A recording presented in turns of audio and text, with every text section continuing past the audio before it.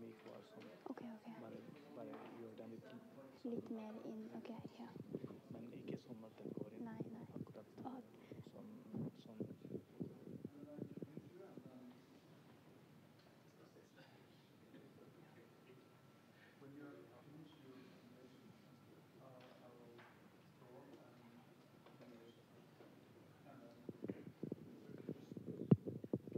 Neste gang når han skal inn i 1330, bare gå ned og så bare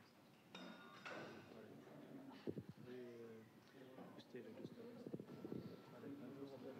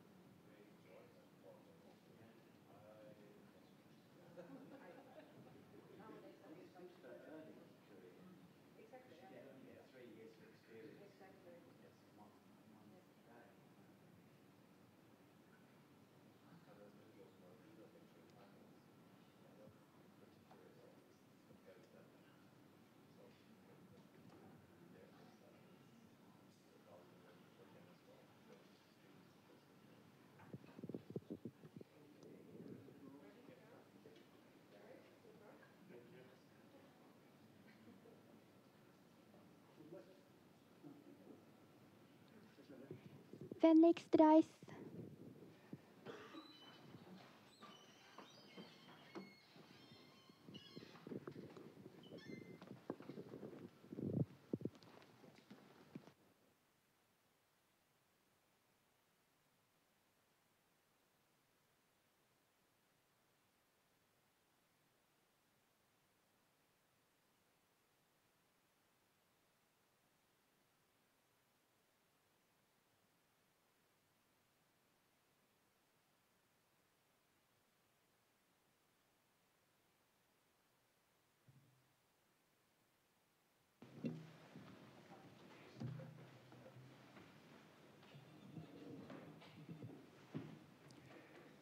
Please have your seats.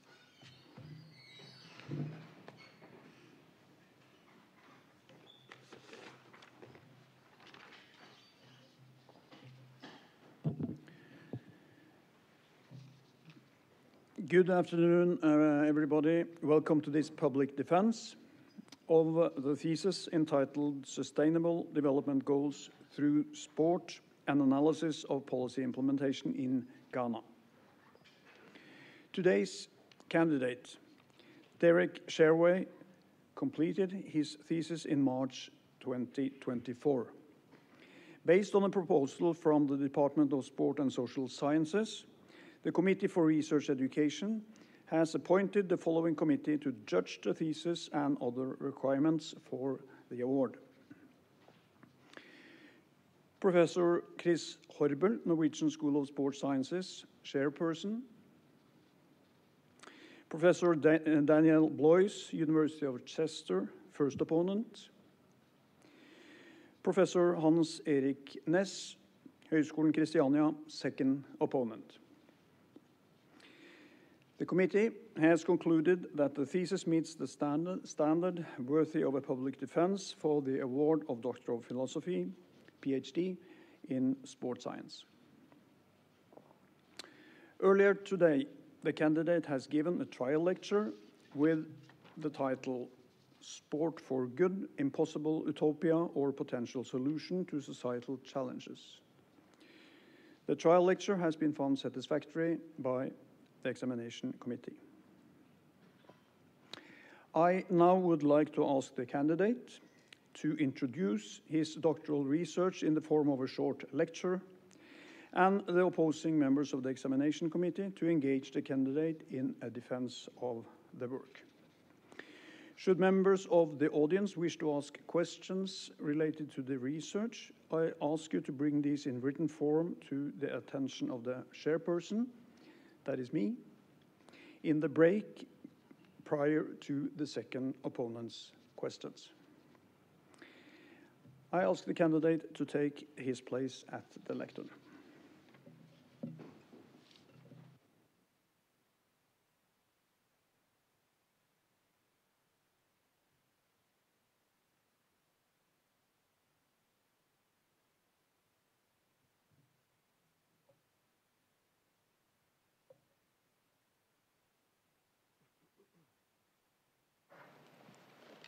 Thank you. So, the title of my defense, of my thesis, is Sustainable Development Goals Through Sports, an analysis of policy implementation in Ghana. And this is the overview. The study analyzes how sustainable development goals were translated into national sports policy guidelines in Ghana and Zambia to some extent, as well as how sports institutions in Ghana contribute to the policy implementation of specifically three developmental goals, that's health, gender equality, and disability within the context of sustainable development. So it's about the sustainable development goals, and not new, very well known worldwide. And at first, when we talk about the Sustainable Development Goals, what comes into the mind is credit to the United Nations that mooted it worldwide. And one of its main tenets is the collaborative partnership for sustainable development. But the turning point for us in sports studies, however, is the recognition of sports as an important enabler of sustainable development. And this is stated in the Agenda for Sustainable Development 2030 without much details. But implementation worldwide is evident. And not only nations, and there have also been many private sector organizations who have also used sports for development in diverse ways to address economic, social, and environmental issues. And with the advent of the development goals, Sports for Development and Peace, I'll be referring to it more as SDP, policies and programs have grown exponentially across the globe. And Ghana is no exception. SDGs are institutionalized in Ghana and very, very core or integral to the recent long-term national development goals. And for the first time, sports placed under social issues in sectoral development. Also, to ensure that the SDGs are met, the government introduced a budgeting and tracking system using an Hyperion software for all the ministries, departments, and agencies. as well as the metropolitan, municipal, and district assemblies, just to check and ensure that the SDGs are being implemented, and this includes sports. But there have been constant call for evidence to support and validate the claim for sports as a tool for development and peace. Studies attempting evidence-based research and analysis of SDP were conducted, but mainly by Western researchers and in Western communities. And as Ian Lindsay put it, the cultural appropriateness of much of these evidence remains open to question. And an ardent critic also have mentioned, that is Coulter, has mentioned that a large body of research evidence about personal and social development in other parts of the world are being ignored. With these concerns, when these concerns are not met or addressed, the gap between SDP as a policy and its implementation widens.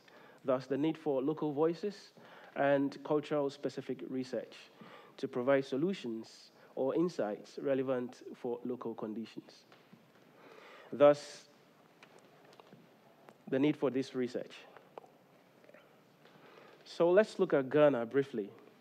In Ghana, implementation of sports and the SDG is under the auspices of the Ministry of Youth and Sports. And in the ministry, in the medium-term expenditure framework of the ministry, sports policy goals are consistently captured and around healthy living, gender equality, gender equality and women and girls empowerment, as well as disability issues. Also, SDGs are being implemented nationwide, and the emphasis on collaboration between state and non-state departments is also evident. So just to give you a pictorial view, this is how it looks like.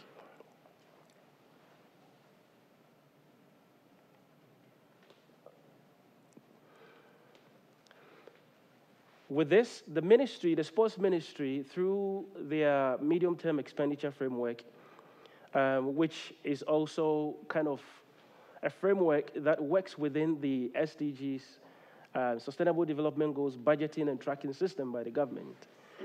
Various sports interventions have been made. Under health, sports interventions include building community resource centers, tackling sexually transmitted infections, and the coronavirus disease 2019.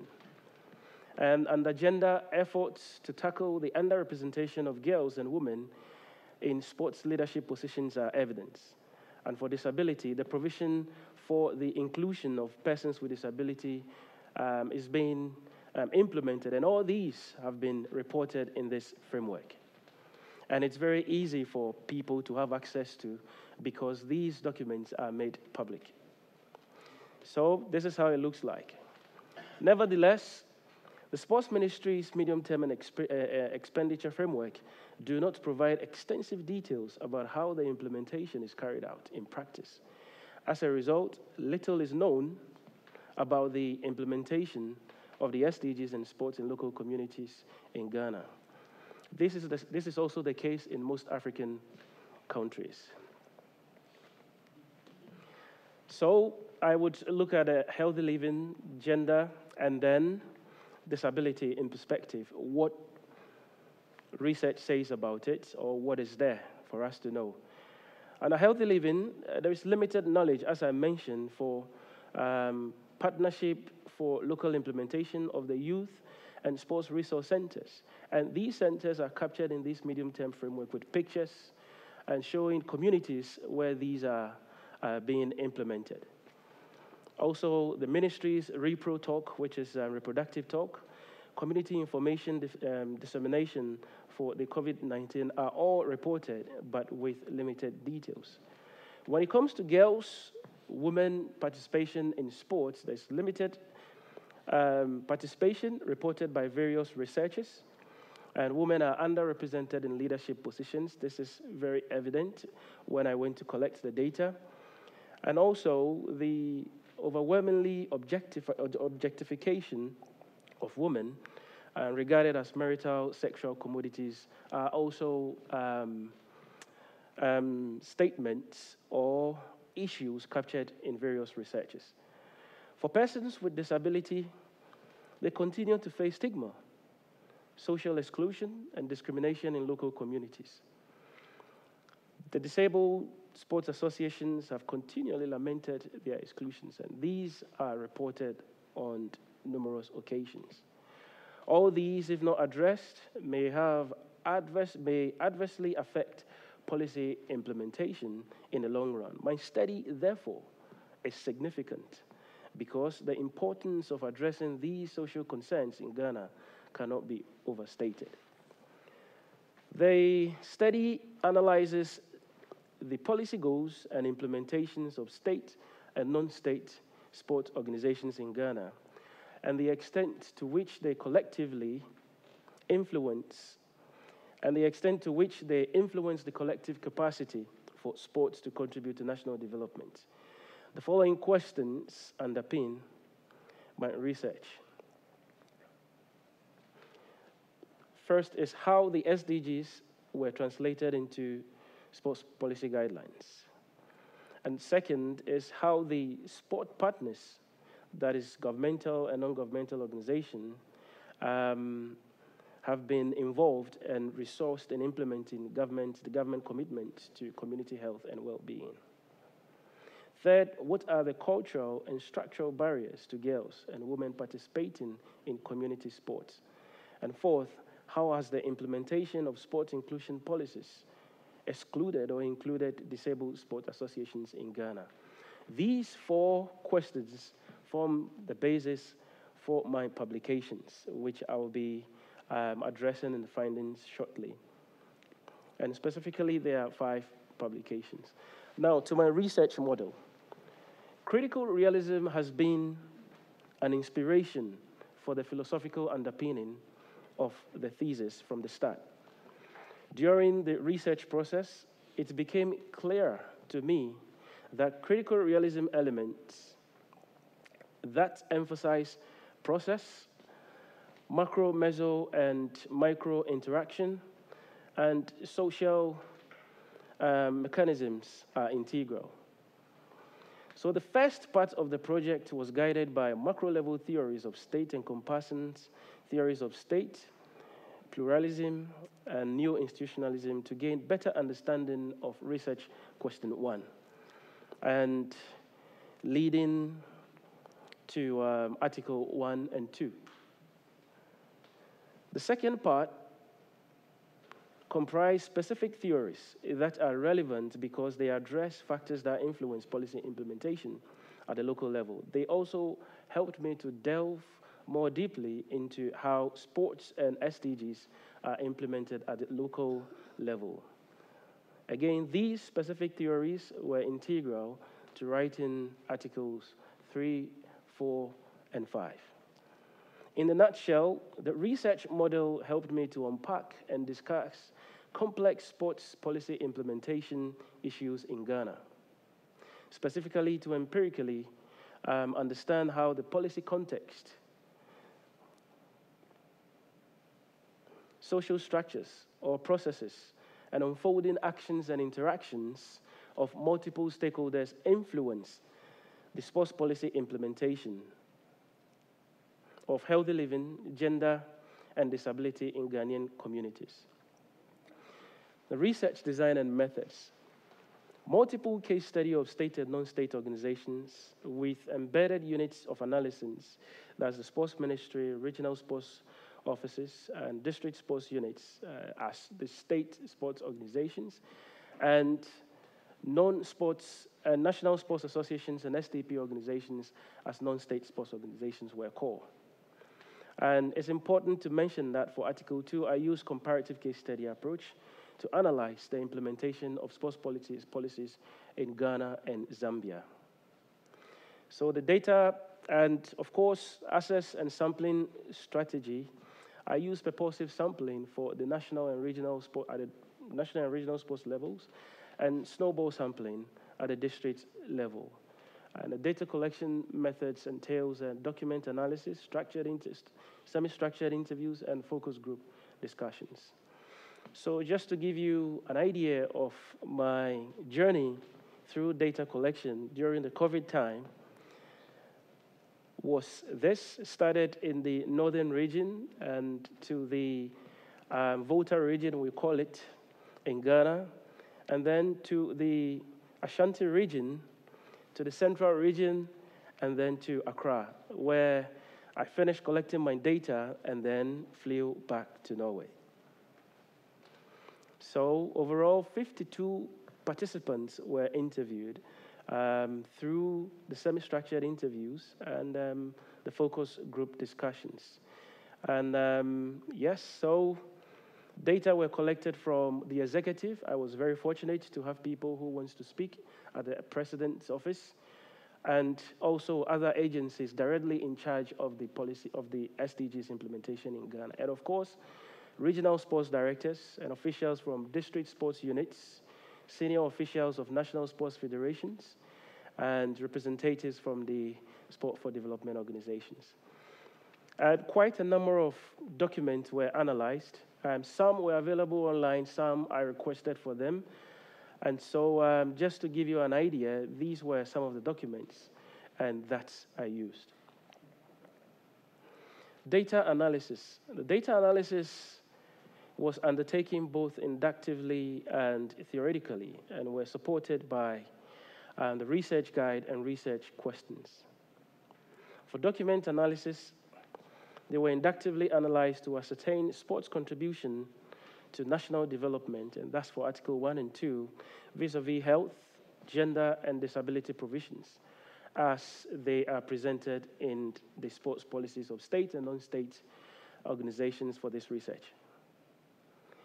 Interview data, this, for the analysis, an open coding method supported by the study's theoretical framework was used to generate initial codes, which were then arranged into categories using theoretical lens of this study.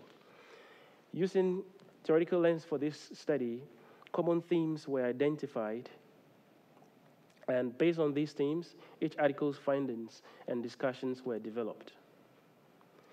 Because the themes were generated from the audio recorded data, more to implementation at the community level, they were constantly compared with the documents that were analyzed to enhance the findings and discussion. So it's important to state my position, both in my previous experience with Sport for Development and Peace, and also as a Ghanaian and somebody who worked in Ghana, specifically with the University of Ghana and Sports Directorate. So reflections were very important. As an insider and a Ghanaian, it gave me an opportunity to have first-hand access to the research participants. I also reflected on my interpretive journey from understanding sports policy implementation to conducting research, and finally to identify the mechanisms or barriers pertinent to Ghana. And these were complemented by the diverse cultural and academic backgrounds of my co-authors, as well as my supervisors, who offer some more like an outsider perspective, so that I don't too much rely on what I know as an insider. So now on to the findings. For Article 1,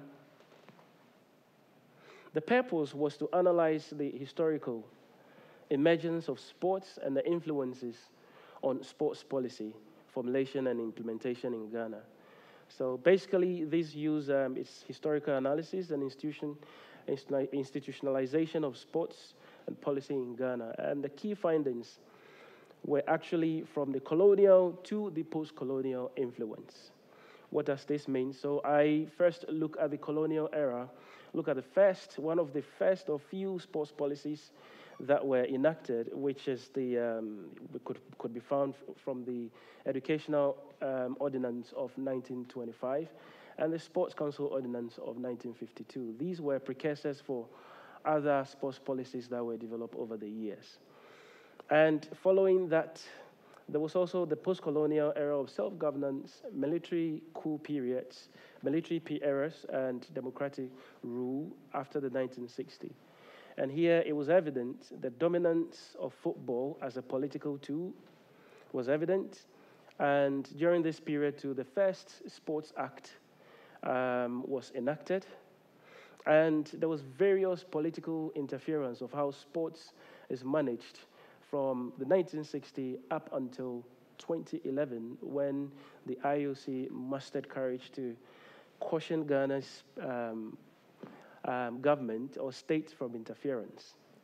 Since then, a legal instrument was passed, and government, for some reason, refrained itself from meddling in the affairs of the associations. But this is debatable. There was also the period after the coup, and that's around 1980s, thereabout, where the insurgents of the IMF structural adjustment programs and World Bank economic recovery programs after the military coup became evident. And after the coup, a lot of damages were caused, and Ghana went a way out. So in order to do that, they have to yield to these structural adjustment programs and then the economic recovery programs, which also affected the way sports is looked at. So you will observe that for the first time, the 1994 sports policy prioritized issues like girls, women, and persons with and persons with disability because of the demands of the structural adjustment programs and the economic recovery programs as well. Fast forward after the millennium, the UN introduced the Millennium Development Goals and the Sustainable Development Goals. Again, our sports policy changed, particularly in 2016 when the SDGs, that's the Sustainable Development Goals, were enacted.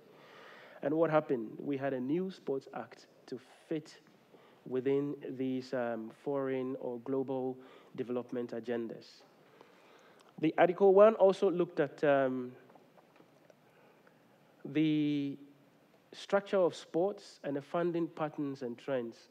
And again, it shows how football dominates how sports is implemented in Ghana. There's a researcher in Ghana who says, we don't have sports policy, we have football policy. Because in the funding part, when you look at it, the amount of money given to football in a year, you can sum all the regions, the regional sports offices up, together with what is given to the national sports federations, and they wouldn't even add up for the past 10 years to what is given to football in a year.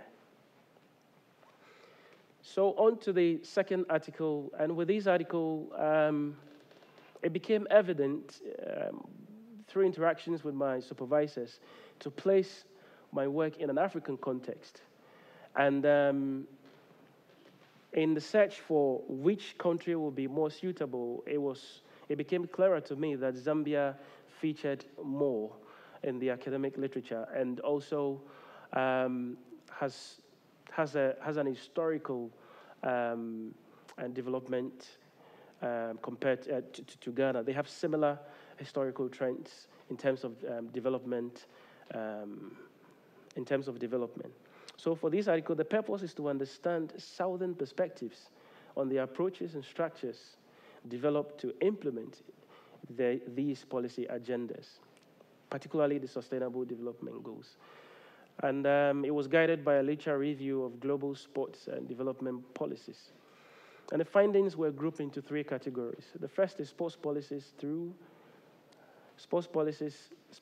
through the national development plans. And here we highlight, it shows similarities in the global impetus for sports and sustainable development for both countries. The second about governance structure and resource commitment.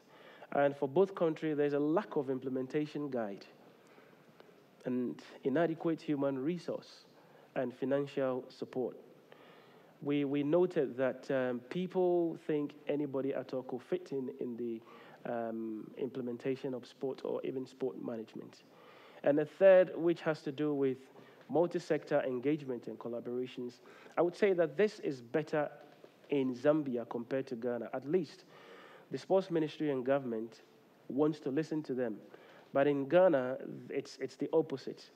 Regardless, there is a weak relationship between the state and non-state organizations in both Zambia and in Ghana. The findings show substantial similarities in the challenges that the SDP actors face and the opportunities they can offer in the government-led policy implementation paradigm. To sum up the findings for Article 1. For Article 2, the purpose, actually, this focuses more on Ghana. The purpose, the research analyzes how sport partners have been involved and resourced in implementing the government commitment to community health and well-being. Maitland's ambiguity conflict model was the theoretical framework used to analyze this policy implementation link. And then the findings shows a symbolic political implementation, which, if you break it down, symbolic implementations associated with the regional sports offices and the sustainable and the SDP organizations, and the political implementation associated with the district sports units and the national sports federations. Just to break it down so we gain an understanding of what symbolic implementation means. The symbolic implementation with the regional offices revealed policy ambiguity, conflict over resources or means, and thus rendering sports ministries' commitment, sports ministries' community health policy as abstract or a referential goal that may be construed differently. And symbolic implementation with the SDP organization show ill-defined strategic partnership with the SDP organizations that have been instrumental in the use of sports to address health outcomes in local communities. And for the political implementation for both DSUs, that's the District Sports Unit and SNF, and the National Sports Federations.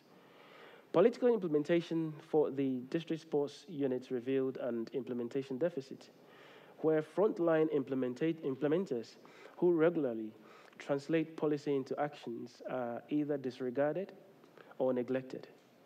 They operate in the context of high conflict due to over-reliance on football and football activities, inadequate funding or no funding at all in some cases, and non-involvement in actual implementation.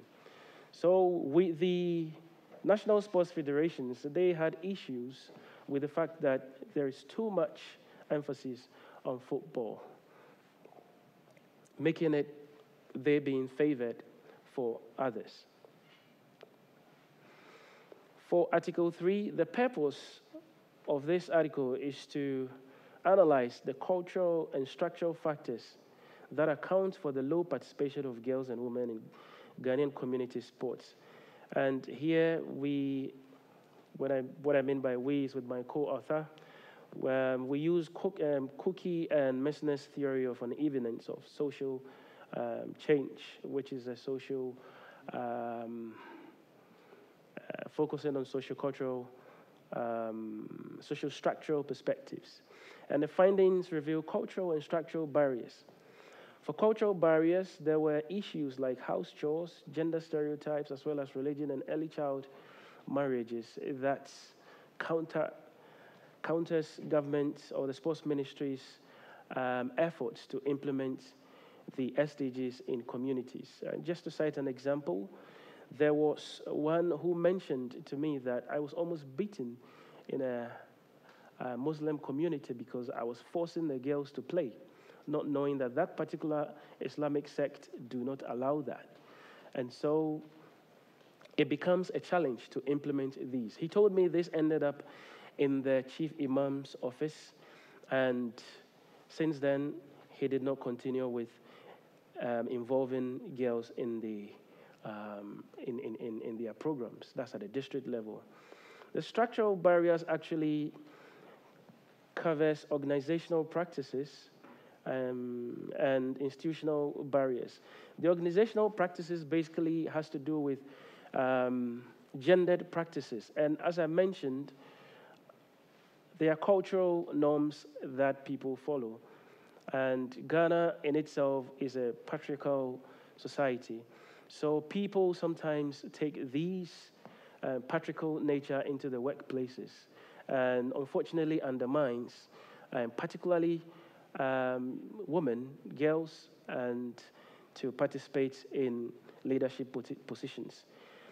I interviewed some women, regional sports directors, who told me, you have no idea how I got to this position. And bear in mind, there are few of them.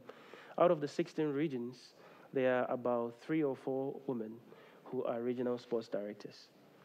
And the institutional barriers, of course, shows there are no implementation guidelines. And those at the district, to some extent, sometimes say we don't even know what we are doing. And so this is very alarming. Now, findings for Article 5, which is the last article,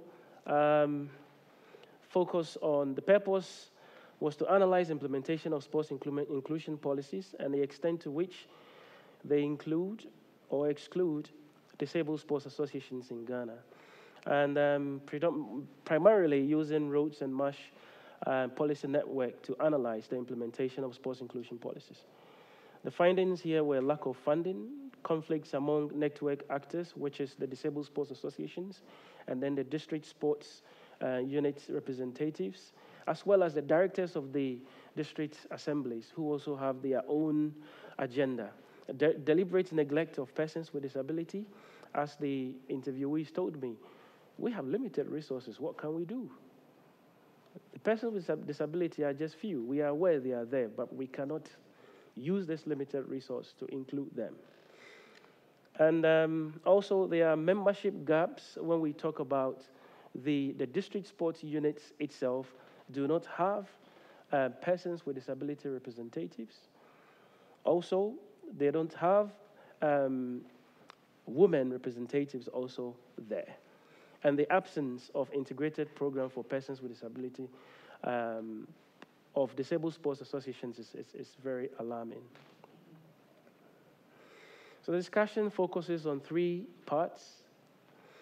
The first is institutionalization of SDGs in Ghana and Zambia. And here it is undeniable that the institutionalization of the SDGs in Ghana and Zambia are evident. And the voluntary national report for both countries have covered these. And you realize that this institutionalization signifies a noteworthy social progress. It echoes trends observed in other nations, particularly in Botswana and in Spain, as I captured in one of my articles, and emphasizes the plurality of actors, and also with ongoing implementations captured in both countries, particularly reported in their voluntary annual reports. However, the voluntary national reports and the government medium-term and expenditure framework provide minimal insight into the implementation process, thus obscuring the indispensable role of local sport organizations, and which exposes shortcomings in government-led policy implementation. So in summary, while the institutionalization of the SDGs and the consideration of sport in national development plans are commendable, the attendant implementation challenges cannot be overlooked. The second discussion hinges around the barriers that impede policy implementation. First is politics, which is skewed allocation of sports funds towards football.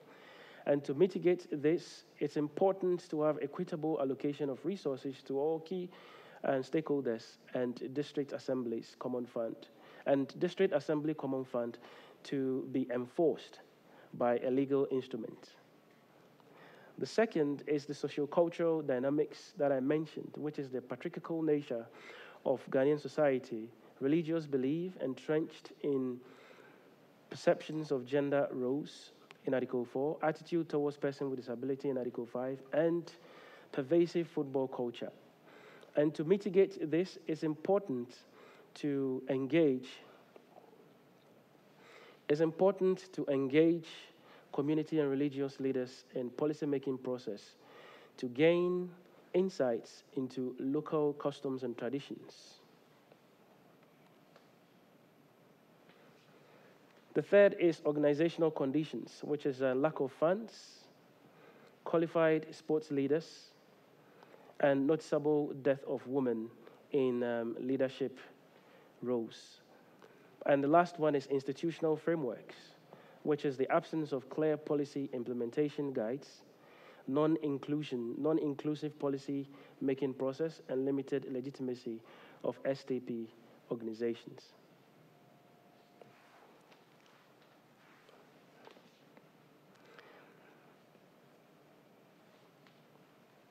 The third discussion focuses on the challenges with government-led policies. Contemplating the notion that government-led policies as exemplified in Ghana and Zambia context may potentially yield adherence at the local level presents a challenge. As Simon argues that decision makers are deliberately rational, but they are subject to real-world constraints, which limits their ability to make perfectly rational choices. Hence, to ensure a profound institutionalization of sports and SDGs, an emphasis on participatory process in policy development is crucial.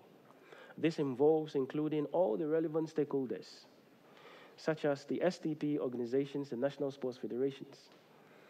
And such participatory process fosters inclusivity, transparency, and legitimacy, whilst providing avenues for diverse stakeholders to contribute their insights and perspectives. So, in conclusion, the study contributes to the call for local voices and perspectives from the Global South. Given that the dissertation was primarily concerned with policy implementation at a community level, it may also be valuable to explore the challenging issues from a policy-making perspective to gain a better understanding of why and how policies decisions are made. And these entails an examination of diverse approaches to policy formulation, ranging from the messy garbage can model, characterized by its fluid and non-linear nature, to more structured and rational models. While the former, which is the messy garbage can, may reveal inherent ambiguities and insufficiencies, the latter emphasizes openness, rationality, and knowledge-based decision-making. The transition from policy formulation to implementation requires a nuanced understanding of the complex network of actors involved, and social barriers or mechanisms that can act as stumbling block. On this note, I would like to thank you for your audience. Thank you.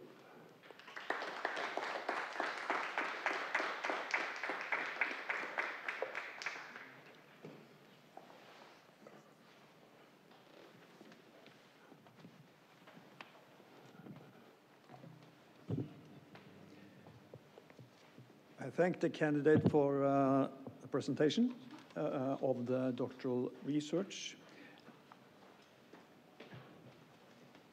Now it's time to invite our first opponent, Professor Danielle Blois, to engage the candidate in a discussion of the thesis. So when the microphone is ready, we are ready. Please, Professor Blois, the stage is yours. Perfect. Thank you.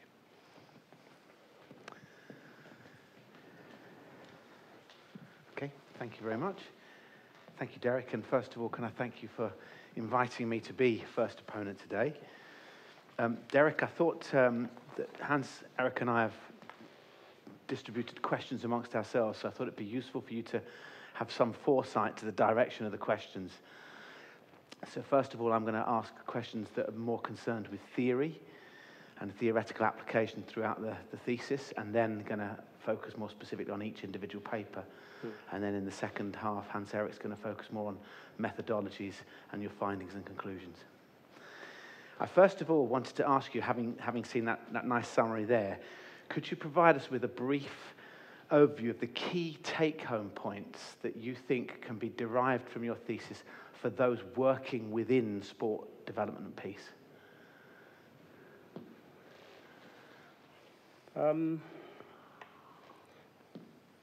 Given that I focus more on policy implementation, I would say that, particularly in the African context, I would say that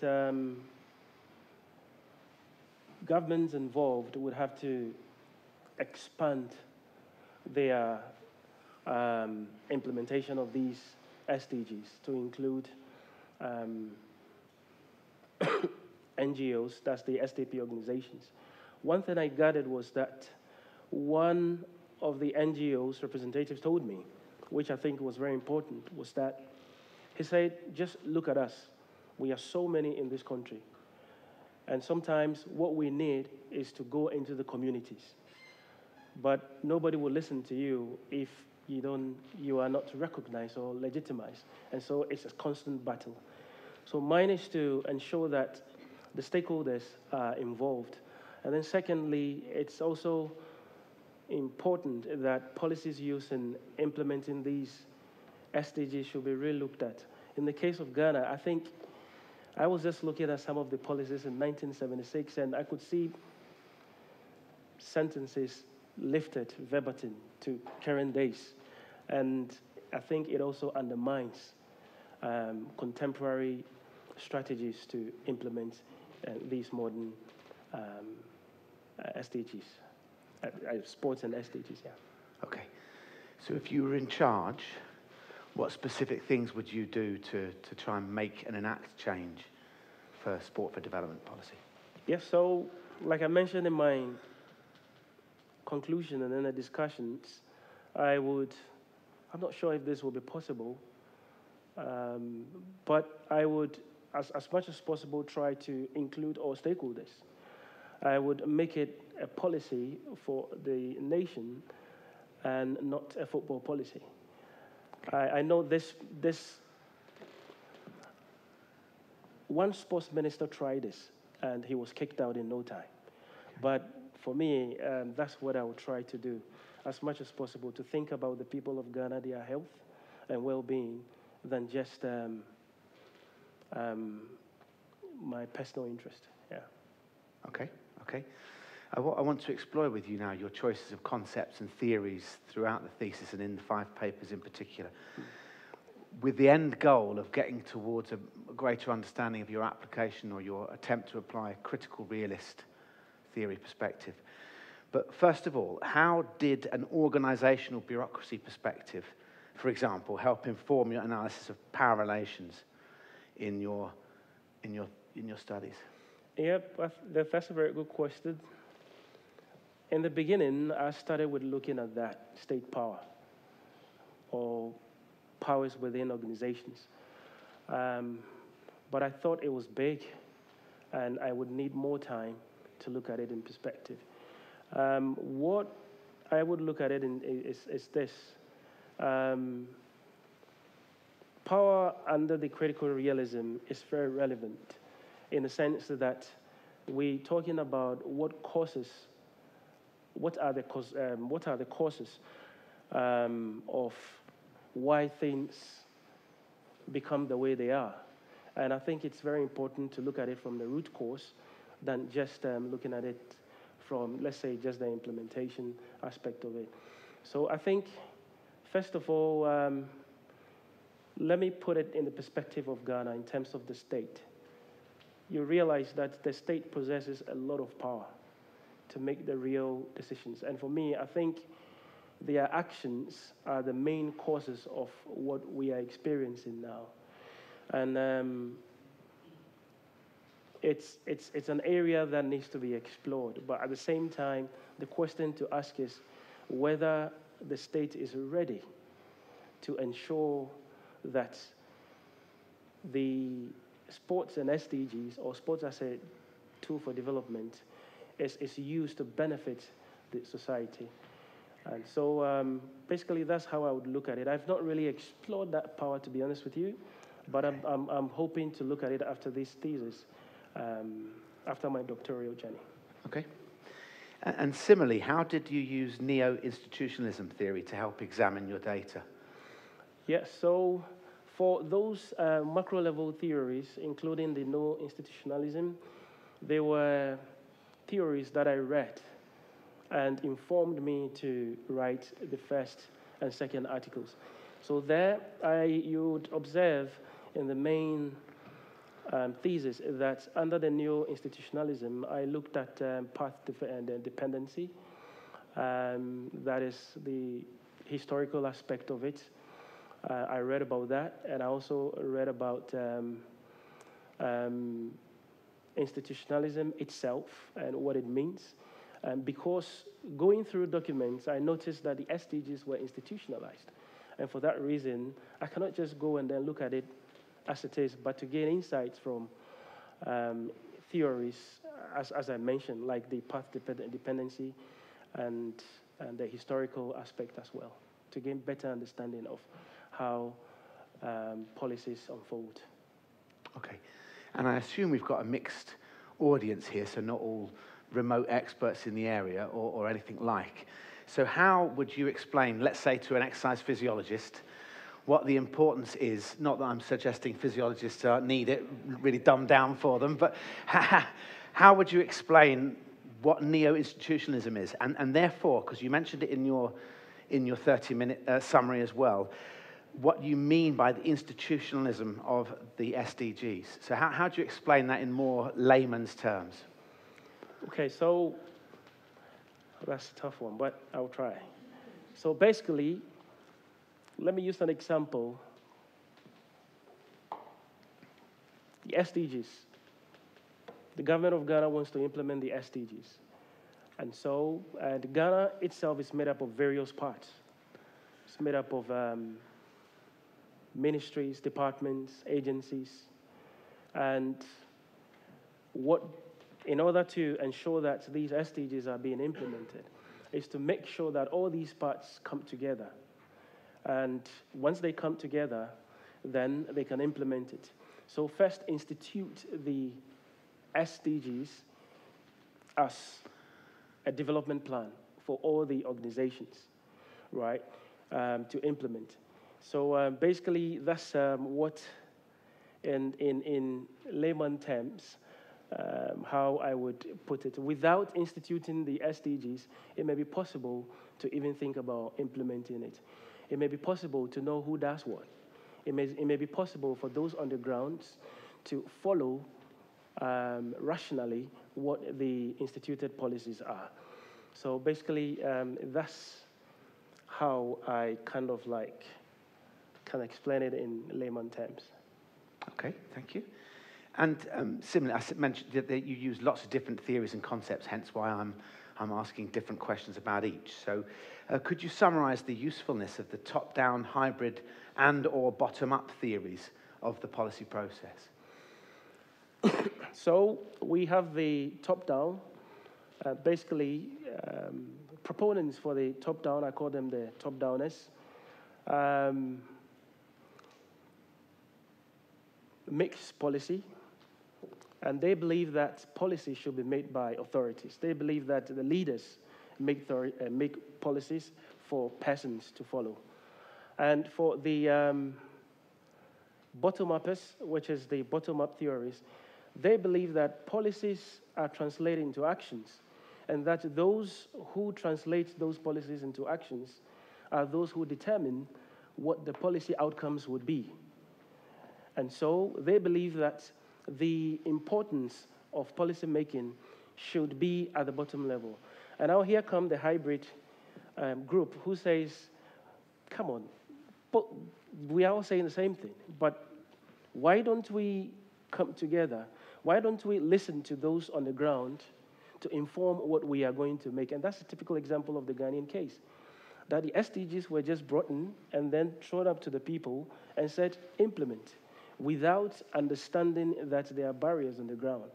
And that's the reason for the conflict, which my thesis shows.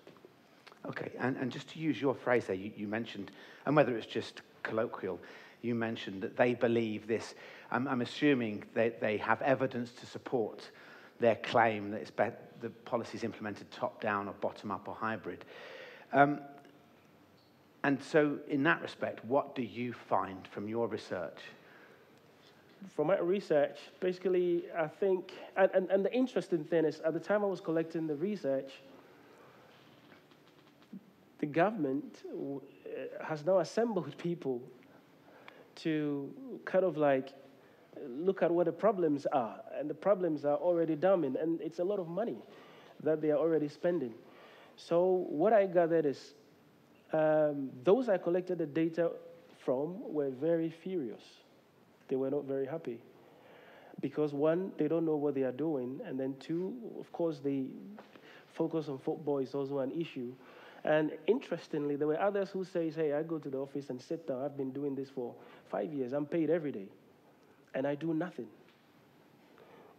You know, so my takeaway is that it almost sounds like a play. But these are serious issues. These are taxpayers' money that are not being used well. Okay. So that's my point is for the sports ministry especially. They have a research and development department. I feel they have to be a little bit more serious to engage academia in ensuring that those working at the district level are being respected, and those working at the district level really want to do things.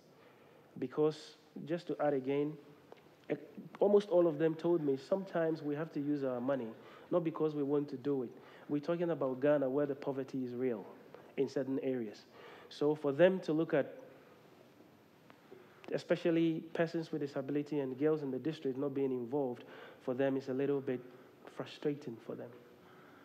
Okay, so, excuse me, on balance then, from what you've examined in relation to Ghana, would you suggest the policy process is top-down, bottom-up, or hybrid? I think as it stands now, it's top-down. Okay. It's not a hybrid. But what my research did was to try and make the research process hybrid in the sense that collect data from the down as well as those at the top to show the nuance in policy implementation and policy outcomes. Okay, great answer. And in relation to that, and tying it in with something you said to your answers before, you mentioned you want to ensure they listen to academia. It's a wish I have all the time with my own students, to be fair. But how do you encourage policymakers, particularly ones who seemingly are so precious about their own top-down implementation of policy? How do you try and ensure they do listen to what academics have to say and the evidence in front of them? I think they listen. No, I think they know, but they pretend. Okay. Because after my second publication, I got a mail from one of the political leaders. Can you please help us draft? Okay. The president, the candidate for our party, is writing his manifesto. Can you help us with the sports aspect? And this is someone I don't know, and it's a leading political party. So I feel they are aware, but the pretense is glaring and evident. I just hope they would use those in academia. I just hope the research and the research departments, particularly in the sports ministries or in many countries, would really be up to the task. I remember collecting data, and I went to speak with either the director or whoever is there. I think it was around Thursday. And when I got there, they told me, oh, are you not a Ghanaian? Everybody is gone by Thursday. There's no work. So it's frustrating just to think about it. Yeah. So how do you try and reduce that frustration? So when you were given the opportunity to meet with somebody, having read your article, how did you try and influence their policy based on the evidence you've got to present to them? To be fair with you, sometimes they think I'm boring. But I try to let them know the seriousness of what we are dealing with. I mean, the government, the president talked about $25 million for football. This is a lot of money. But the Ghana scorecard, as I mentioned, 25% of the 60% youth are active. What is happening in various communities? You know, so personally, I have to continue writing. I have to keep researching. And I know that I used articles written about Ghana in the 70s, in the 80s, and they are still relevant today. But my belief is that as I keep writing, and as I keep writing and researching, I'm pretty sure that with time, they'll be revisiting what I have done so far. And I hope others would also be inspired to do so. And then just to let you know, sometimes people from the sports ministry do send me a message. Oh, you are doing well. Okay. We see what you are doing. So, yeah, so that's my take on it. Okay, so to bring it back to the kind of the theoretical, yeah. Similar question I asked you before. Again, knowing you have a diverse audience in front of you, could you summarize in layman's terms Matlin's ambiguity conflict matrix? And then could you tell me what you found were the key strengths and weaknesses of trying to apply that? So first of all, try and summarize it for the diverse audience you have, and then come back to trying to tell me what the key strengths and weaknesses were. Yep. So the Matlin's ambiguity matrix has 4 compartments. It has the administrative, it has the symbolic, it has the experimental, and then also has symbolic, administrative, experimental, and then the last one, which is political implementation. So I will take it first of all, and I think this theory is very, very relevant and very important as I was going through, and I thought I could use it for the entire research.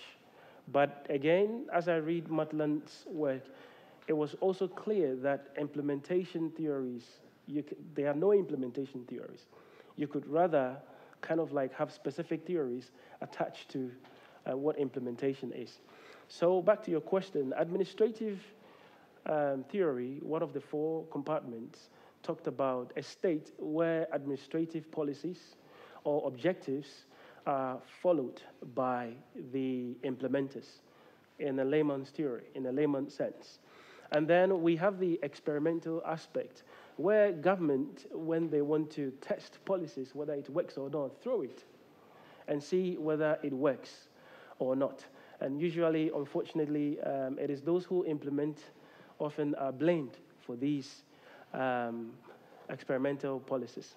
Then we have the political implementation, and there, as the name denotes, those in power, that's authorities, will try and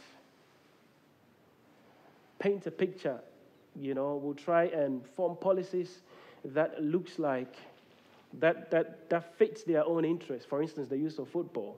2 days ago, I saw a picture of a political leader, which is like a wolf, telling all the sheep over there that, hey, when I become a president, I will be a vegetarian. That's a typical example of political implementation. And then the final one, which is symbolic as it is, usually is symbolic. It's leaders look at what the people like, what is the culture, what excites them, but at the same time, what dulls their mind, right? And then make policies in such a way that they are really doing something, but in actual sense, they are not doing anything. A very good example is, again, the intense and the overbearance of football in Ghana. And I can tell you, the football culture is so intense that sometimes the per diems given to the England team is nowhere close to what is given to the Ghanaian players when they go for the World Cups. And this is an issue that a lot of people talked about, but once the Black Star of Ghana wins, everybody forgets what just happened. So to summarize, political implementation, experimental implementation, symbolic, and then the symbolic, I always confuse it, and administrative forms the four compartments for Maitland's theory. Okay, and I've got another question about the strengths and weaknesses. Before we get there, it's just something you mentioned then. The sociologist in me is listening to your answer and thinking, this sounds quite a Marxist approach, yeah, in terms of disguising policies that will keep them dull their minds. Do you think that's what Maitland's policy theory is based on, or how it should be interpreted? Well, I think he paints the picture for us to think. It paints the picture. Many people are not aware that their minds are being dulled. Okay. So I think that the framework is very important for us to really delve into the importance of having leaders who respect their people, having leaders who represent their people, having leaders who come up with policies that will benefit their people. So anyhow you describe it, it's a very relevant matrix. Okay, and as an academic, then, rather than thinking here as a practitioner, could you summarize the strengths and weaknesses of Maitland's model as far as your implementation of it was concerned, for your understanding, for your PhD data? Yes. Again, like I mentioned, it helps us to see the picture. Compared with other frameworks like the Advocacy Coalition, as I mentioned, that seeks to look at the problem and change it. Maitland's theory don't do that. It just tells us, it just shows us what the real problems are. But I think where the challenge is it doesn't really tell us how to solve these problems. And I think that's the limitation to the theory. But I think it's the first step of moving or delving more into interventions, such as the Advocacy Coalition framework. Okay. So as the second step, then, how would you improve on that model to help us look to solve the problems? Yeah, I think it could be blended. I've learned a lot. I used to be the use one theory person, but now I understand that you can blend theories. You can blend them to complement each other.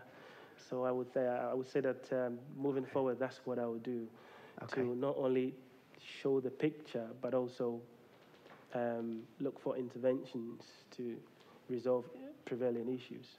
Grand. And I'm going to come on to how you propose to blend them in relation to critical realist theory in a few moments. But one more question on a specific theory, and that is, you mentioned in your thesis about policy network theory has mostly been applied in the global north. So how did you find its usefulness in trying to apply it in the global south?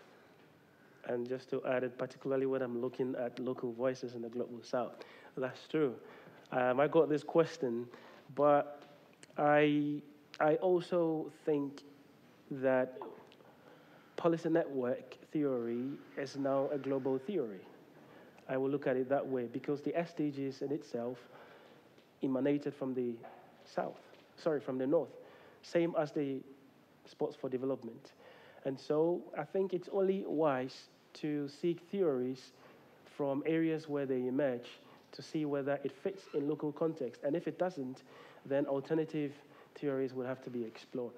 But for that particular research, I think it was very important in a sense that it helps to understand who the key network members are. And many people that I spoke with, if you look at the district sports unit, has only members from the education sector, from the sports, of course, and then the municipal offices. And this has been the case since 2016. In fact, it dates back to the 1960 when the first president talked about having sports in various communities. So I feel that, we have the social welfare department. We championed causes of children, women, and persons with disabilities. And they are also prevalent in all the communities. So why don't we also have members from these areas to be part of sport, to be part of the district sports unit? And I feel that that's where the policy network in itself was very, very relevant. in discussing the issues pertaining to the Ghanaian context. Okay, marvellous. Thanks, Derrick. And so where this has all been building up to, from my point of view, and I've told you this is where I was going at the beginning, so it shouldn't be a surprise, is bearing in mind all the answers you've given, can you provide a brief overview of the critical realist theory itself, and then the role it's played throughout your thesis? I know you have justified why it doesn't feature necessarily in any of the individual articles, but the role it plays in you trying to piece together the whole of the kappa. Yeah. So there are elements of the critical realism, and I think I wrote about 10 pages. My supervisors were like, no, just tone it down. And I just keep writing, and one of them told me, what is this? What is that? Basically, there are various elements, but I was very much intrigued about the social mechanisms aspect of it, and the fact that it couples the general assumptions, which I call the macro part, and then the micro sections. It looks at it in a way to find out what are the causal mechanisms. It's interesting I'm using causal mechanisms in the qualitative research, but let me call it social mechanisms, which many sociologists have used, in a sense that it helps me to delve deeper to understand the macro policies and implementation at Ghana, to know what are the processes and what are the procedures and what are the challenges there be that affects implementation or policy outcomes. Okay. And I think that that has been the most important part of the critical realist, which, as you can see, I acknowledge progress, but I talk more of the challenges that leads to poor implementation. Yeah. Okay, thank you. In your summary of the thesis at the beginning, you mentioned that Fred Coulter was an ardent critic. So I'm going to play devil's advocate and say, is he ardent critic or critical realist? I think he's an ardent critic. Okay. And what's the difference then? The critical realist is a philosophy that tries to get a middle ground, right? Okay. But when we talk about critic or critical research, it's basically we have researchers, and that looks at constructive criticisms that will be important to make, let's say, a phenomenon or a phenomenon work. So basically, that's the difference. Critical realism is a philosophy that delves more deeply into what the processes and the procedures are, and what are the causal mechanisms, what can be seen, what cannot be seen. But the critical realist theory, as I mentioned, looks at the phenomenon and then see how best they can make it better, although from a different angle. Okay. And so what of Coulter's work makes you think he doesn't try and be that? There was, I read one of his books. He was funded by UK Sports, and I was doing different projects for UK Sports, so it was very interesting to me. Here is Coulter working with Magic Bus also in India to research how sports is being used as a development tool.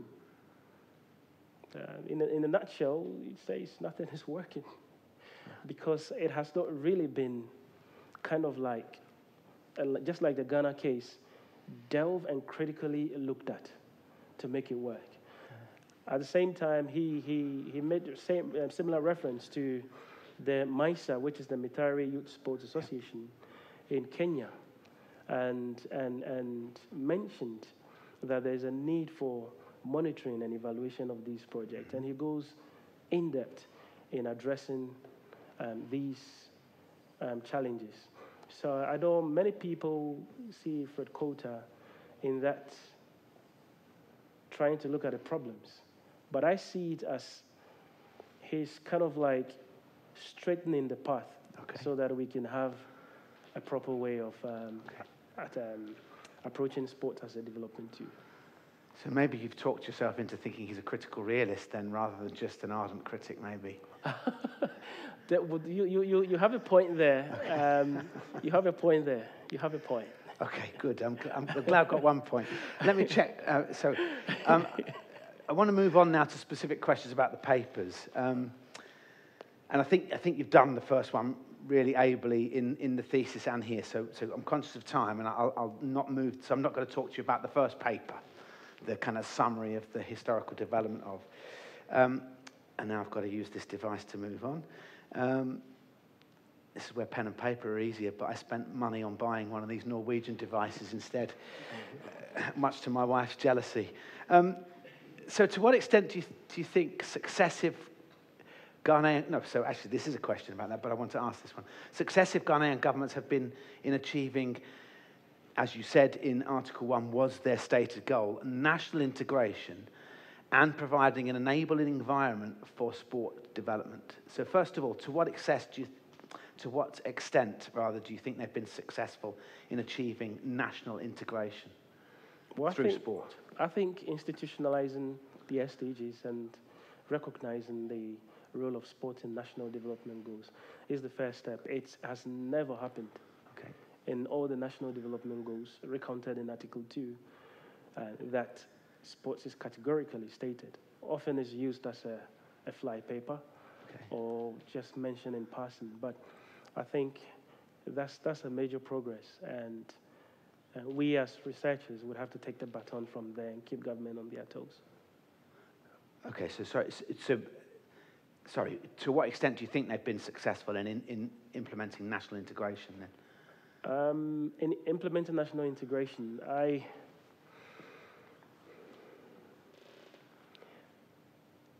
it depends on how you look at it. If it's about football, I think to some extent, yes. But at the same time, I would say that there is a lot to do. So I'm not sure if I answer your question, but because I'm clouded with more of the challenges there be than integration. So I'm not sure if much has been done. Okay. Yeah. Sounds to me like you're on the same path as Fred Coulter here, Derrick. Okay. And what are the key differences, really quickly summarize, what are the key differences in the way sport is used for development in Ghana and Zambia? And what could be learnt from one another in relation to that? Yes, so I heard of Zambia when I think in 2009 or 10, when Sport for Development was very booming. And I think they started writing more from their part. And so there were some researchers that I kind of like got inspired by. I think one of them attended Anyho. I never realized until when I came to Anyho. And I remember sending him a message in 2011. I'm not sure if he's aware. I think he's Oscar Mwanga. Yeah. And he replied. So you would realize that they have made some steps to recognize sports as a tool for development, to engage, particularly those at the community level, the Sport for Development organizations, as they call themselves, or the SDP NGOs. And they've had a series of interaction with the sports ministry. In Ghana, we've not have that. We don't have that. And I have to admit that if you look at Article 2, there are still challenges in terms of trying to now implement SDG policies in Zambia. They've not gotten there, but they've made progress in terms of having that interaction. This has not been the case with Ghana. Okay. And I know the Sport for Development sector in Ghana, they have a coalition where they've made several efforts to reach out to both the president, both the Ministry of Youth and Sports, telling them, we are here, we have so many organizations and we can help. But there've not been formal interaction with them. I actually spoke with the president of that coalition. And currently, I'm not sure if it's even functioning as they used to be. So those, I would say that that's the difference. They've also, in Zambia, they've involved their scholars who write about sport for development in various policy programs and interventions, not only at the Ministry of and Sports, but also education as well. So this is the challenge that Ghana faces. But bear in mind, Ghana has been very, very, very present in all the Commonwealth Advisory Body for Sports and Development, chairing even that committee. Okay. So that's an interesting revelation that I noticed. I know Oscar very well. We talked together on programs in Japan before now. But moving on to, I assume it's paper 3. I've forgotten to write next to my question here. But can you explain why a policy implementation gap is not especially unusual generally across the piece? You'll find it's written, the policy implementation gap is written about PE in various different countries, about sport, but policies beyond sport. So why is it not uncommon to have a policy implementation gap? I think it's not common, and often when I speak with people, they tell me, oh yeah, it's always the case. But we're talking about the Sustainable Development Goals. We're talking about something that we are using a lot of money to implement. It's present, it's staring at us, you know, and I think it's important for us to look at it from a critical point of view to understand how it plays. We can easily say the policy implementation gap without talking about what is in the gap. And I think that's where I feel in. Saying that there are strong sociocultural backgrounds in Ghana, you dare not touch those cultural domes. There are strong religious beliefs, and you dare not touch those beliefs. And I think in terms of sport, in the Ghanaian context, it has not really been talked about that much. So I'm interested in what is in the gap than just the policy implementation gap. Yeah.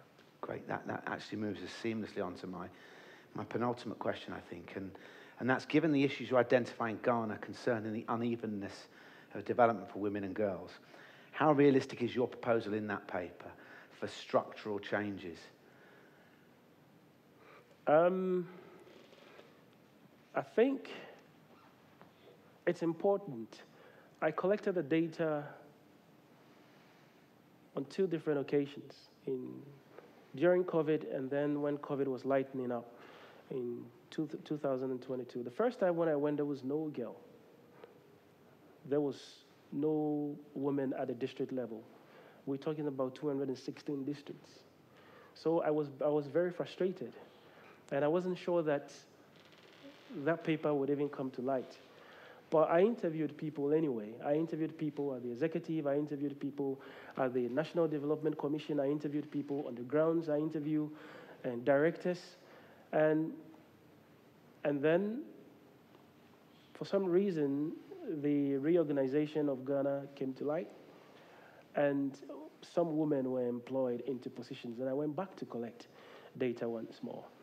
And I think the realistic part of this publication is how people have embraced it, particularly the new. I spoke about the sports policy. Okay, let me put it this way: we have a sports act. It's a sports law, but we don't have a guideline to implement it. Now they have a committee who are now trying to make sure that they fill in the gaps, and constantly they talk to me about it.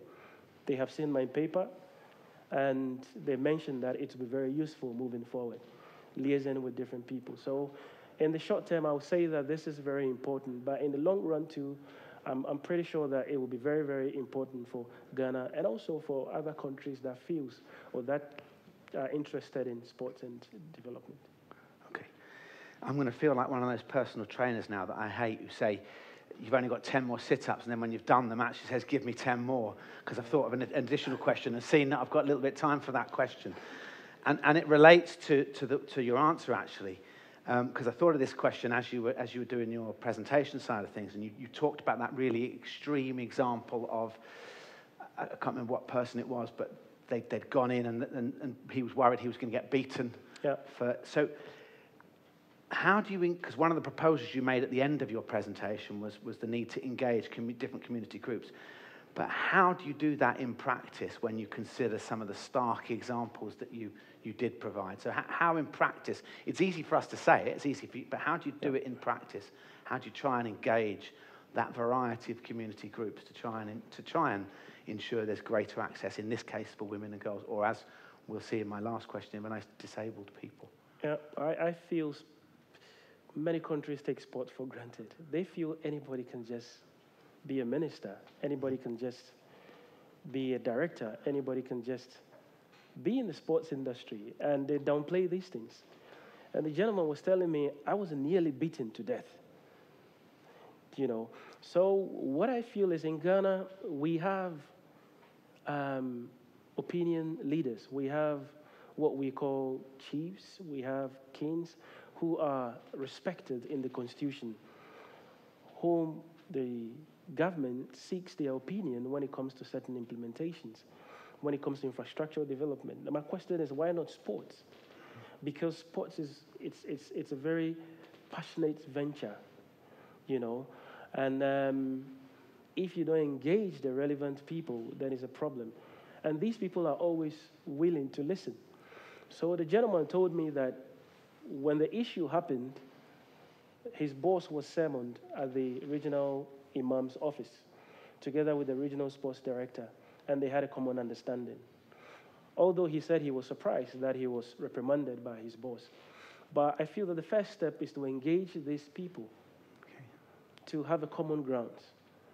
And if you don't engage them, and you just accept a policy and throw it down to people to implement, what would happen is you who through the policy will be safe, but those on the grounds would face the challenges or the fatal challenges of cultural norms that cannot be shifted.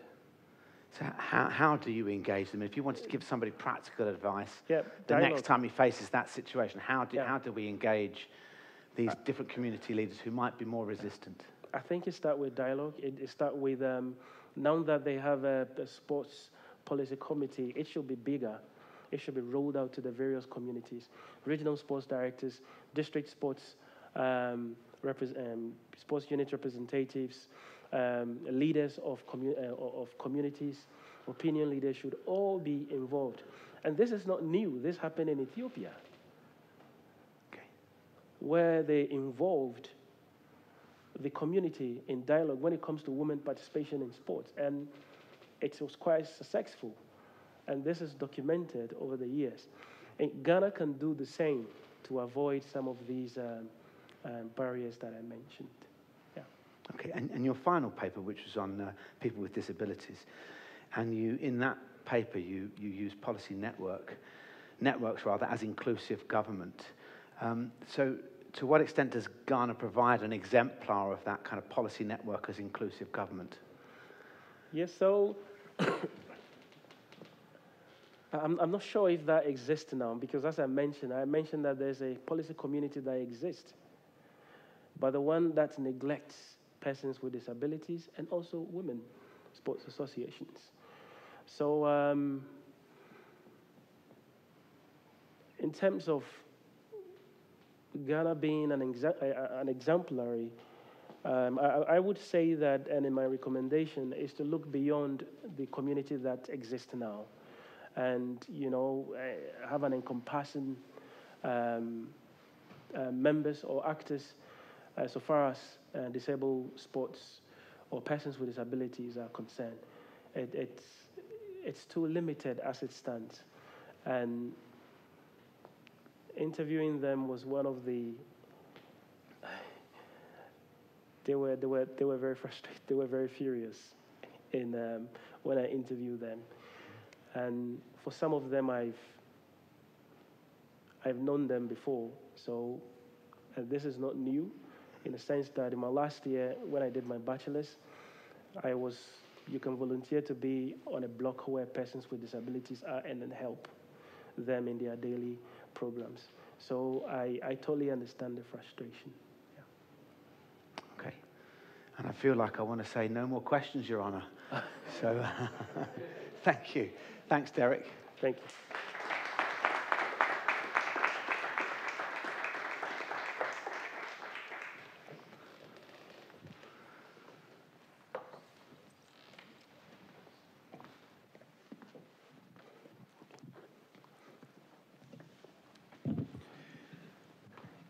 Thank you very much to the first opponent, and thank you, Derrick, as a candidate. Thank you both for a very interesting discussion. Now we will have a 15 minutes break before the discussion continues with the second opponent. So 15 minutes break. Thank you.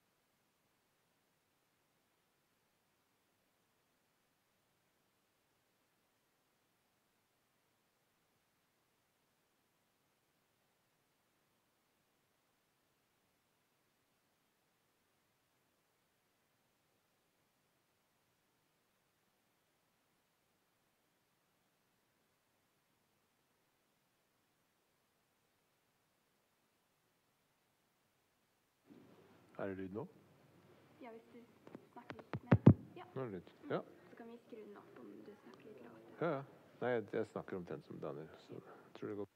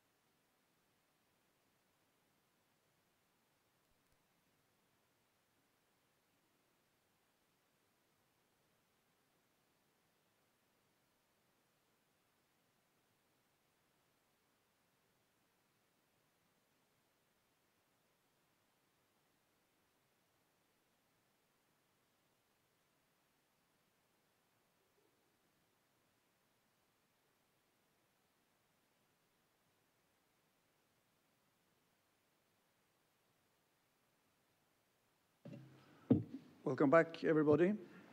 Before we welcome the second opponent, we've got a question to the candidate from the audience. So I'll start with that question.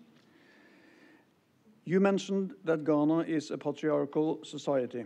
Does the matriarchal culture of some of the local tribes play any role in the promotion/development of sport for women and girls? Please. No.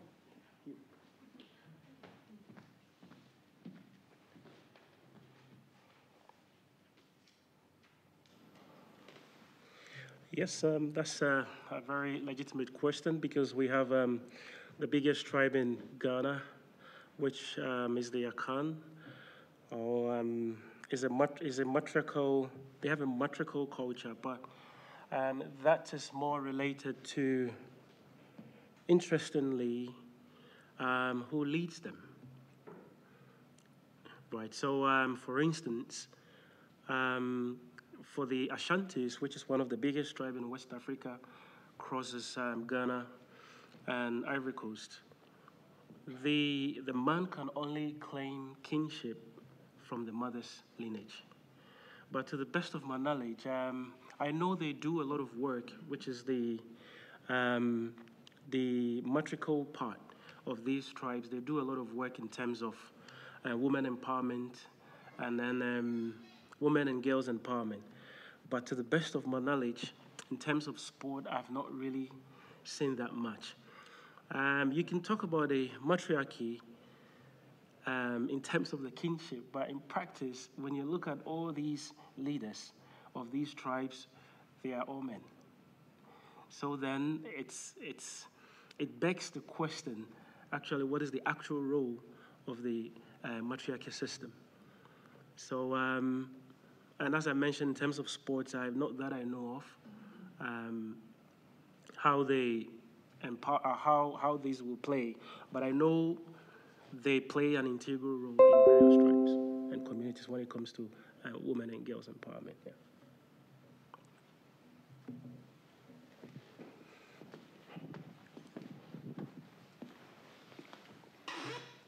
Thank you for the answer. Then it's time to invite the second opponent to continue the discussion with the candidate on the research. So welcome, Professor Hans Erik Næss. The floor is yours.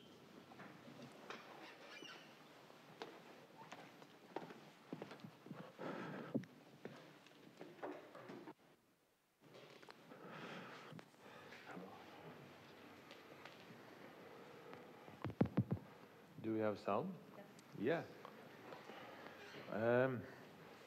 Okay. How are you feeling? Not bad. Not bad? I think the beginning was a little bit mixed feeling, not knowing what to expect. So, yeah, a little bit jittery in the beginning, but I think Danny did a good job to smile along, so I feel a little bit calm. Yeah. We'll see. No, I just wanted to check in with you if you were still in the game. This is I must say at first I would like to use the opportunity to thank Annie Hall for inviting me to take part in this committee, because it's been very enlightening, and I would like to sort of commend you also, because taking on the task to combine a scholarly analysis of the Sustainable Development Goals, national policies, and local sport for development and peace efforts reads like a daunting task. And you have made a really nice and really rich and fine empirical contribution to the field. And you have also shown what I've been saying for some time now, that sport and politics is inseparable. So thank you for supporting me on that. Meanwhile, whereas Daniel talked about the content of your thesis and the articles in themselves, I would like to sort of challenge you a bit precisely because of the empirical sort of excellence in some of the articles that you have delivered. I would like to challenge you on what this could be, what this could be of a contribution to social sciences, because I believe there is a lot of potential in this thesis and in your work, and how you sort of reflected on it so far today, which we can discuss further. So, as Daniel mentioned, I was particularly intrigued by the methodology part, because some say that, and I'm going to give you a bit of a context for this question, because it will be easier to see where I'm going. You have some in this Sport for Development and Peace field that argues that there is a need for theoretical development. And some of the reasons why it hasn't happened yet, or hasn't happened sufficiently, are amongst others a shortage of quantitative studies. Yeah. They point at the limitations of sort of what they call single intervention programs. Yeah. They point at the absence of local voice. And they also underline the need for looking closer into the collaborative processes that happens along the way. So in especially with regards to the latter two perspectives and the methodology that you have chosen, a question occurs in terms of somebody says that you can use case study methodology to develop theoretical generalizations. To what degree has that been a part of your project? Yeah, I think I first of all started with the quantitativeness of the work, because when I look at the documents available, they were talking about numbers. We've done this, we've done that, we've done this. There was one about 8,900 and something children has been involved in, and they were using these Hyperion software methodologies to get these data, and it says little about what is on the ground.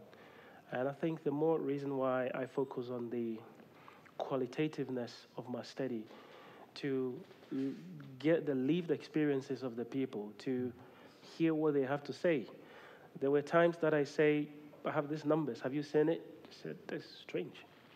To me, it doesn't happen here.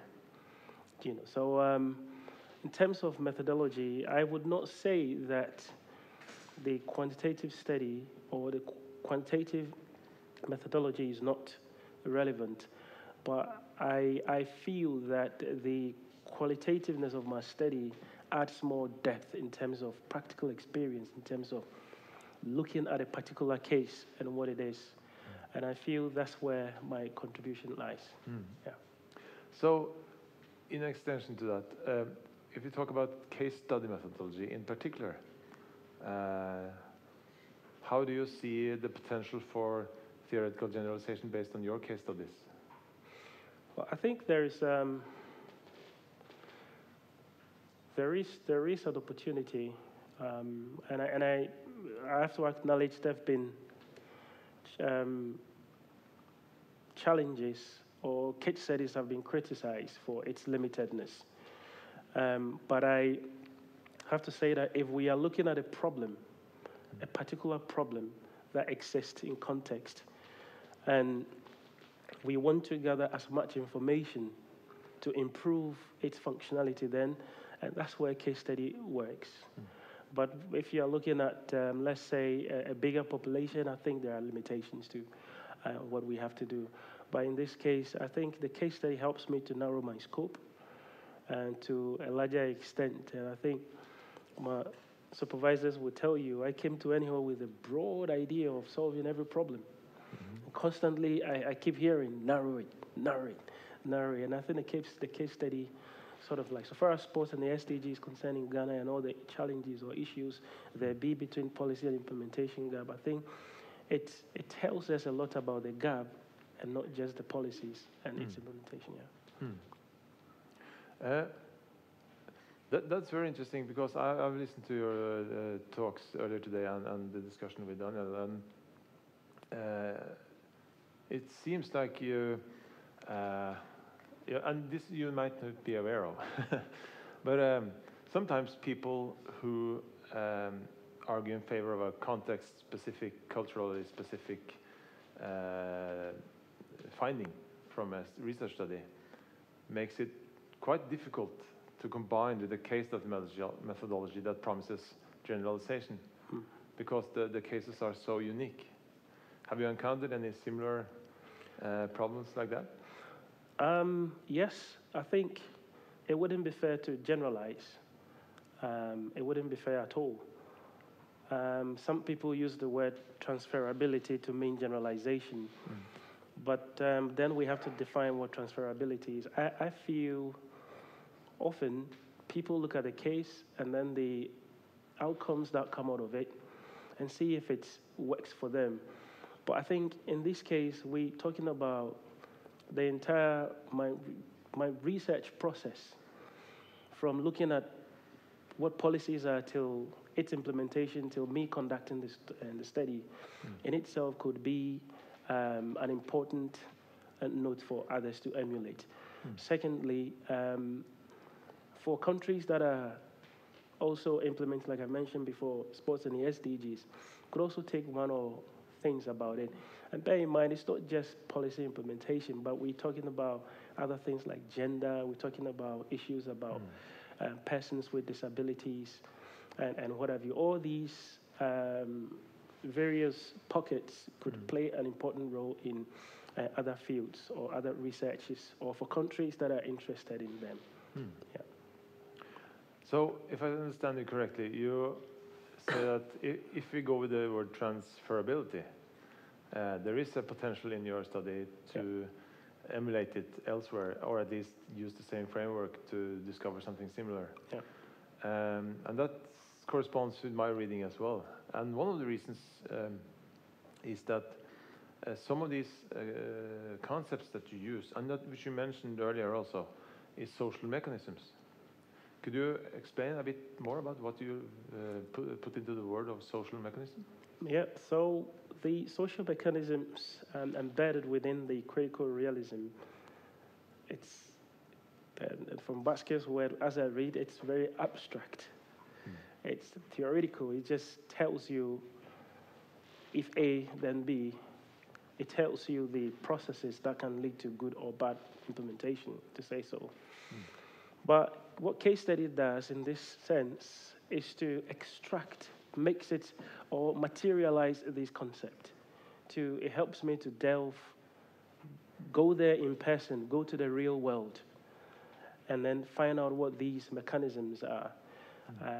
And I think I mentioned about 2 or 3 examples when I talked about it. For instance, when you focus too much on symbolic implementation, then we know that it becomes a process for nationwide policy implementation. Right. So I would say that when you combine case study and then the social mechanisms, it goes hand in hand, because in critical realism, social mechanisms, they are not observable sometimes. And case study helps me to kind of like go deep and then find them and see what they are. I'm trying not to use causality, but see what they are. To see the how they cause things to happen. Yeah. Yeah, and one of the reasons why I ask is that because you're mentioning the critical realist theory and also referring to Bhaskar in your thesis, he's using the word generative mechanisms, which is not about the causality, but under which conditions things happen. Yeah. So, did you consider using this along the way to explain, or at least discover something about the collaborative process, for example, in Article 5? Just as an example. Yeah, I think yes. Like I mentioned, I've been working in this field, and latter part of me deciding to come into academia, it was a lot of doubts. And not, I wouldn't say doubt, but questions about what we are doing. And it's something I'm paid for, and I just don't want to be paid and go. I want to see it working. I've seen one or two people who along the line messages me and say, hey, this helped me, this helped. But we're talking about millions of people that we are spreading this program to. And so I came into this PhD with a critical mindset. And when I applied for the position, I actually, from the onset, I had stated critical realism as one of my inspiration in entering into this PhD process. So it wasn't along the way. It has been part of the process from day one. And it's sort of visible in the dissertation as well. It's just not made explicit everywhere. So that's why I'm asking. And another reason for asking is that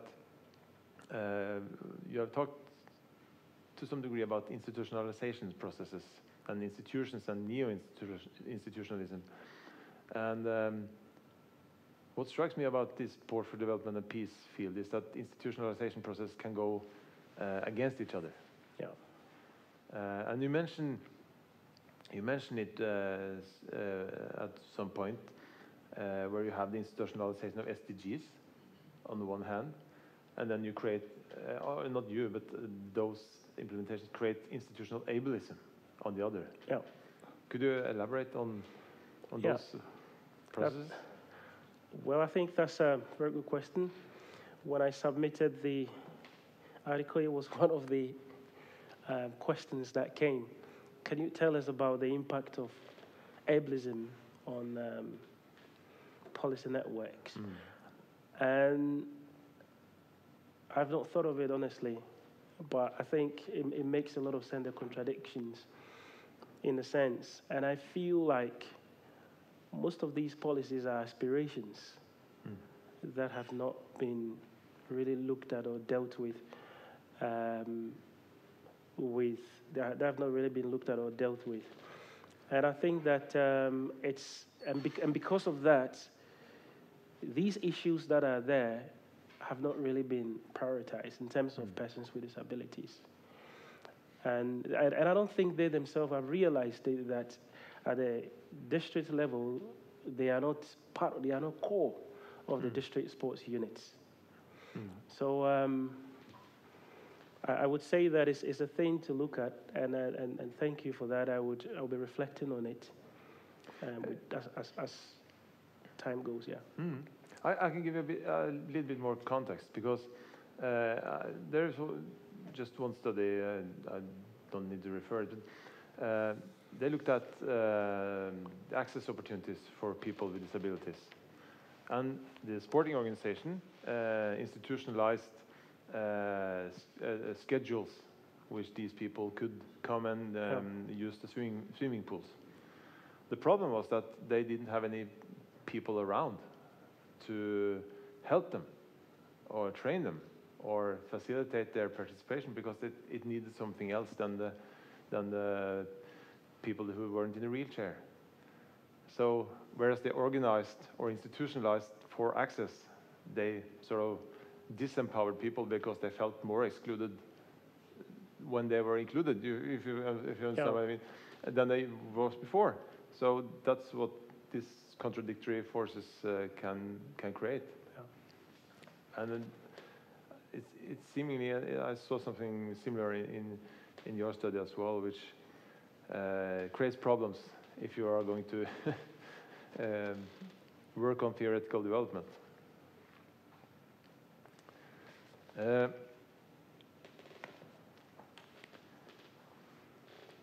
You mentioned in the next step for you something about policy making, perspectives, and implementation. And implementation is also a key word in this context, in terms of theoretical development. What do you see as the major gap in terms of implementation theory? In terms of implementation theory, I'm not sure. It's very hard to talk about implementation theory than to talk about the paradigms. I've not seen any implementation theory that categorically states that this is what we're going to do. But I can talk more about the paradigms, and which gives us a general overview of how implementation unfolds. And that said, I think implementation, it will be hard to decouple it from policy making. I feel that policy making perforates the entire process, including implementation. So looking at it holistically will be the best way, which is coupling both policies, those who make policies and those who implement, to have a tailor-made either processes or outcomes that needs to be achieved. Does it include, you also mentioned something about including more people into the decision-making apparatus, and in terms of policy implementation, one of the issues is that you can have death by over collaboration, because there are too many people, there are too many considerations to make. In terms of sport for development and peace, is there a line which is identifiable, or is it on a case-by-case basis? Yeah, I think policy implementation, from what I've read so far, it's a serious business, and it has to be looked at it as such, in a sense that there has to be, it needs a cycle, it needs a process, it needs a time range to look at it, because it's unending, it's cyclical. So I would say that along the line, once you've made policy, you have to evaluate it, you have to amend it, you have to keep going, and that's how it is. I would say that as much as possible, even though it may take a lot of time, it's important to involve, and I use the word relevant or key stakeholders in making these policies, and revisit them from time to time, because time changes, events changes, and things happen that may disrupt, or that policies that were made some few years ago may not be relevant. So that's how I look at it. I don't think having so many people, that critique is enough to say that too many people would cause what they call the red tapeism, or would be too bureaucratic a process. I think it has to be an ongoing process and shouldn't be stopped. Right. And in that connection, in terms of theoretical development, there are also critiques against policy, the concept of policy for being a westernized idea of how to collaborate. How does that resonate with processes and projects that happens in Ghana? Yes,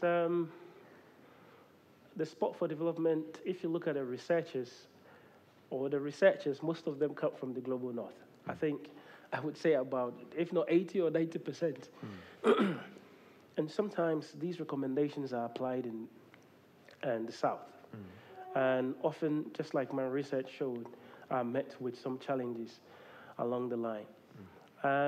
In terms of Ghana, we've not really had much research in the field.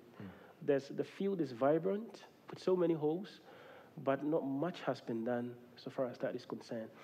I remember, again, ahead of the London 2012,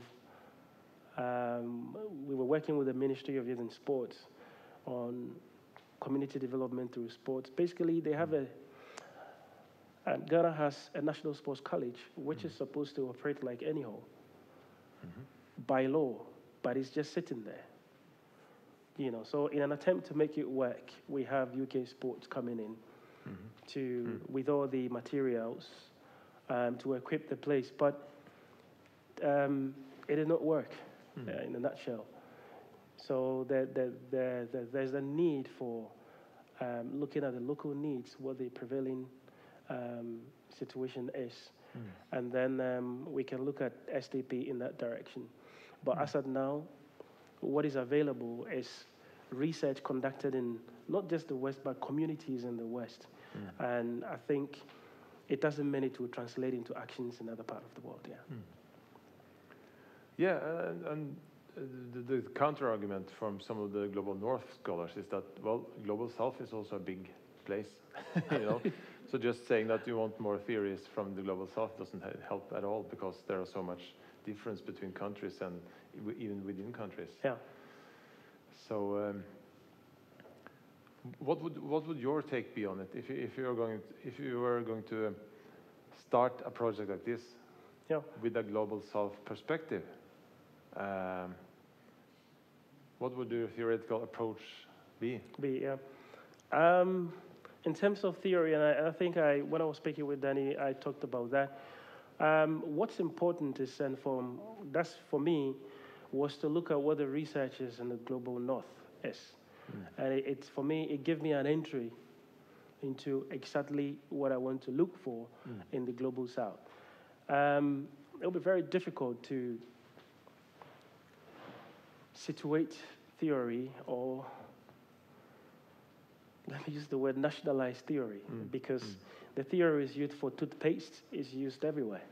And you wouldn't say because it's coming from the Global North, it will work in the Global South. However, what's important is the voices of the people, the local needs of the people, because you can always, and as I've observed, tailor theories in so many ways, because if you use theory in America, it will not be the same theory applied in Norway or elsewhere. So for me, I'm looking at the perspectives. I'm looking at perspectives in terms of local voices, in terms of what the local needs are, and then see how the theory will be beneficial in addressing it as an analytical tool. Yeah, that's very interesting, because it relates to my next question, actually, because you have had a position in this research project which has sort of enabled you to utilize insider information and insider knowledge about the context, as well as considering the sort of plethora of theories and ideas and conceptualizations of words that are not necessarily used or developed for, at least, the sporting field. And when you combine this with a critical approach, one question is that how could you have been even more critical to the field than you are in the in the present study? I think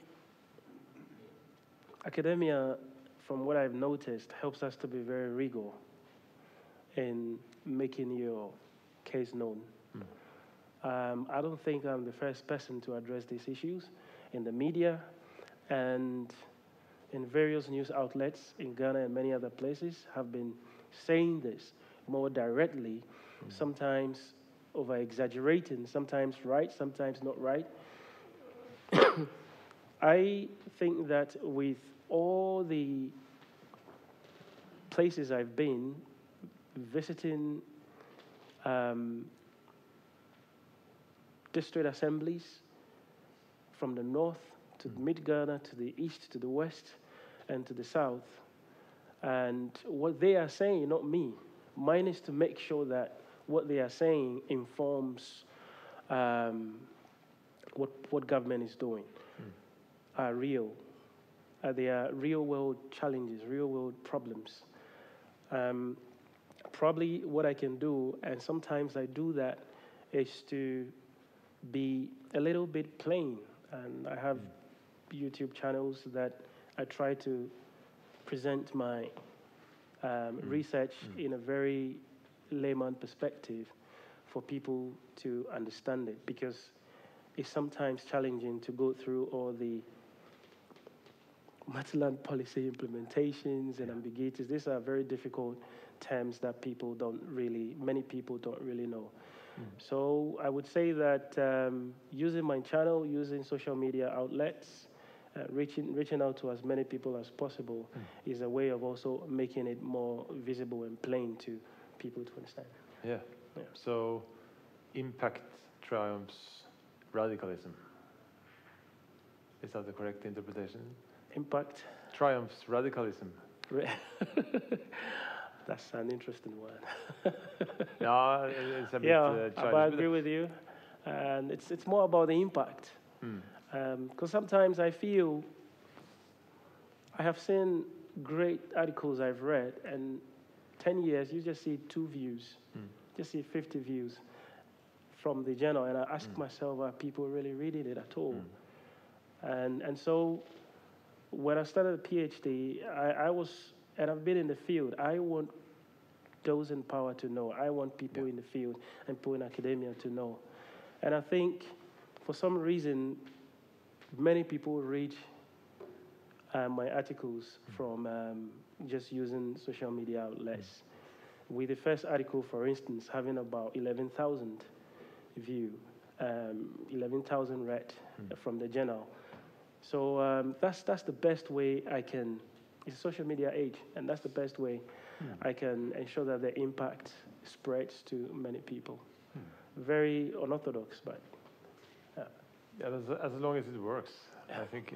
But there is a serious question behind this also, and that's if you are a critical scholar and you want to have an impact on something, I think there's quite a general perception among these scholars that you have to balance your engagement with the pragmatics of the field.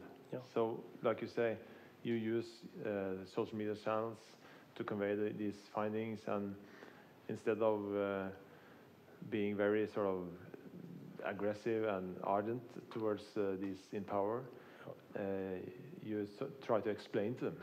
Yeah. This is how the reality works, and you should take that into consideration. Yeah.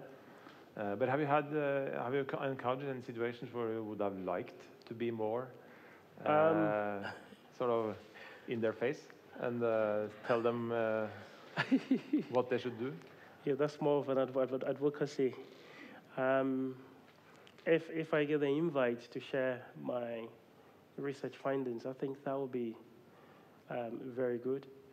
I don't think, and just like you and I agree, to be radical is not really the point, but to be poised and to show what you've done that is empirical, is methodical.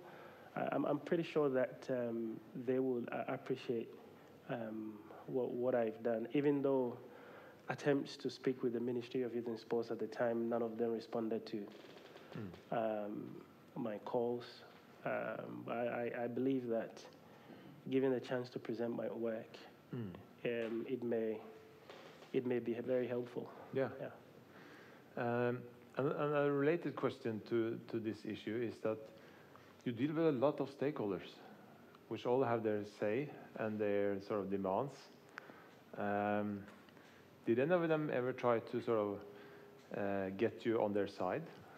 There was one. I'm not sure if I made it visible. There was one, actually, and I could clearly see in one of the regions. And I was asking myself, why did I come here? Because all the things that the person said was totally different and highly politicized. Yeah, and then later speaking with those around told me, oh, she was put there by the vice president, or he was put there by the vice president, and I understood. So that was the one particular case of all the 52 people that I interviewed that I could see clearly, and he dismissed some of the things, the questions that almost everybody agreed upon. Yeah. Well, if you look back at your PhD journey, and I'm considering the methodology part again, what would you say have taught you the most? Yes. What has I think I don't get the last part one word. If you sort of reflect on how your methodological work has progressed in the PhD thesis, what have you learned the most of? Yes. Well, I think what I've learned is to be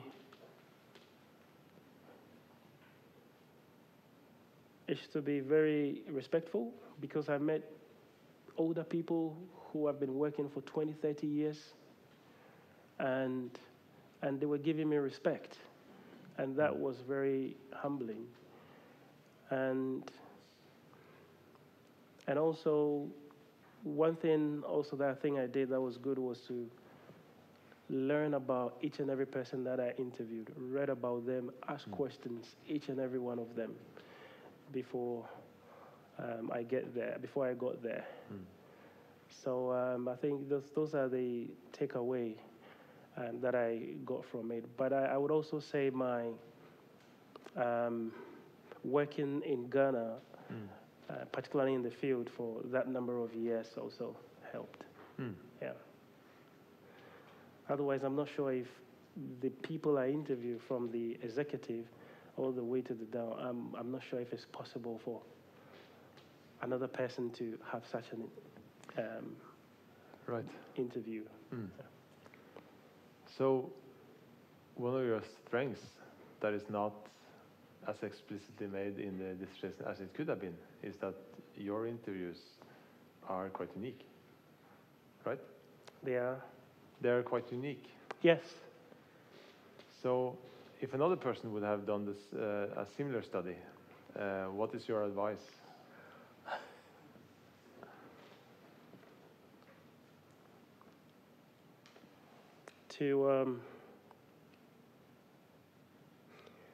My advice will be to, like I mentioned, to be humble. That's one. And then not to be judgmental, because it's Ghana. There were places I went that you can easily think you are better than the people, you know better than them. So basically, and also to learn, because there were new things that they said that I don't know. For instance, there were some districts like islands, and people have to cross every now and then. And as I mentioned in my study, some of them were worried about job loss.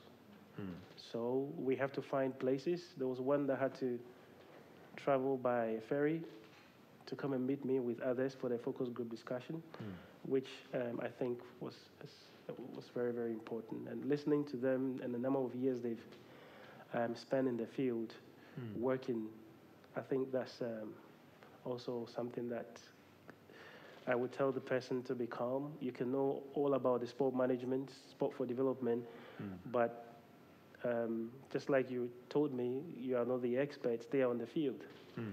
And we are there to take information or data from them. Yeah. What about the fact that you were there on site to talk to them in person? How did that affect sort of the data gathering? Yes, I try to avoid that. You know, the fact that I'm studying abroad, they always have this different perception about you. Yeah, so that was also another thing. And yeah, it was unique. It was unique.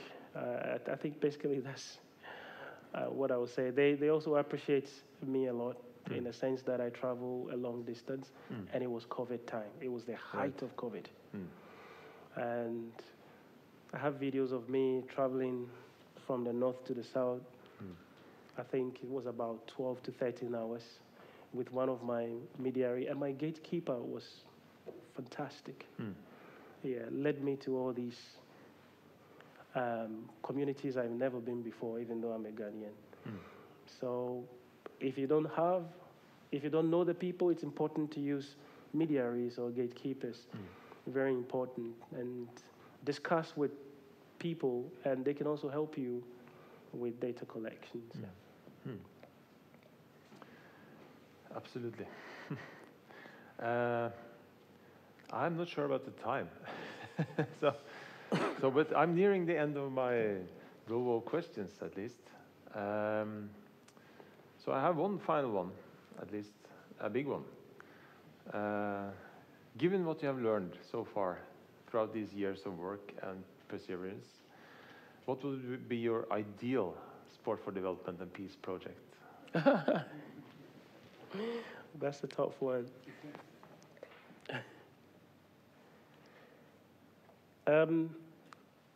I've worked with different people, and those who work in the Sport for Development and Peace will tell you they are very hopeful, but the field is filled with so many non-governmental organizations.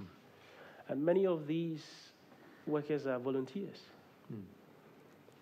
And so it makes the field very fragmented. It makes the field sometimes as if it's not a serious field. And I've seen people leaving the sector purposely because governments or state policies have not really grasped it. So my project would be to, not at a grassroots level, I've done that for 10 years,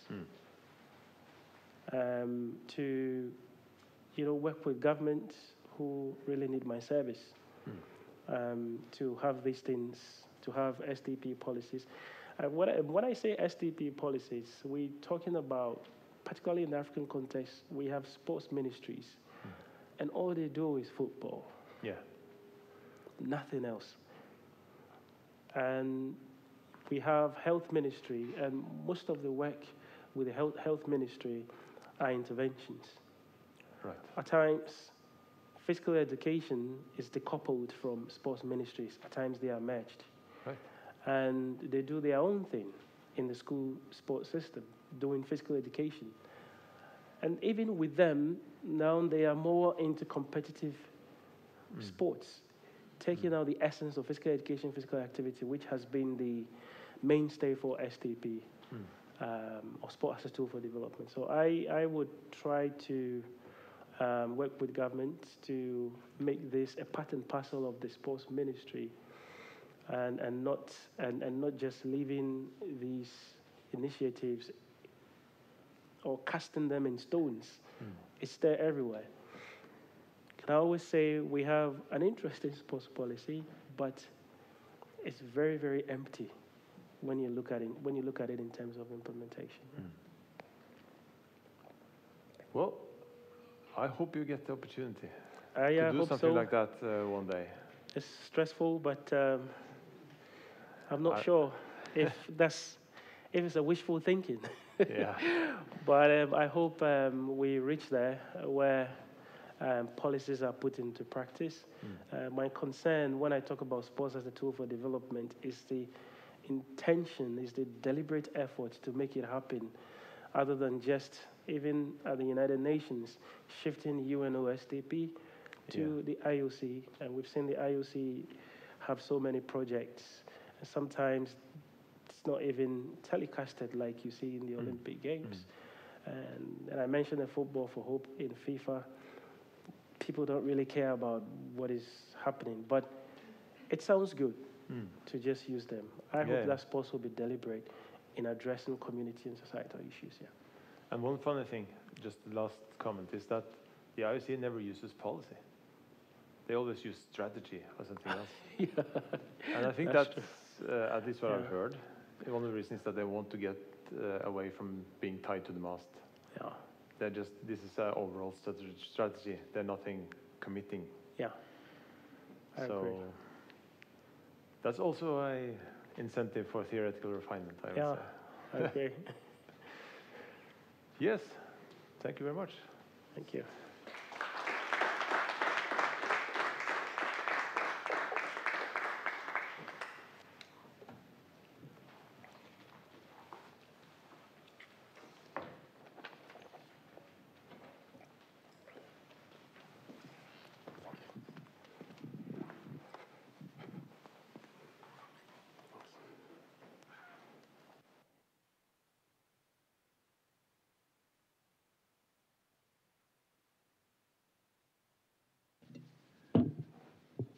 Thank you. Thank you very much to the second opponent and to Derrick, the candidate, and both of you for a very interesting discussion. Now you can relax a bit, Derrick. But the examination committee, they are still working, and now they will leave the room together with me to evaluate the dissertation and make their final decision. I ask the rest of you to stay in this auditorium, and we'll come back and I will announce the committee's decision within 5 to 15 minutes. Thank you.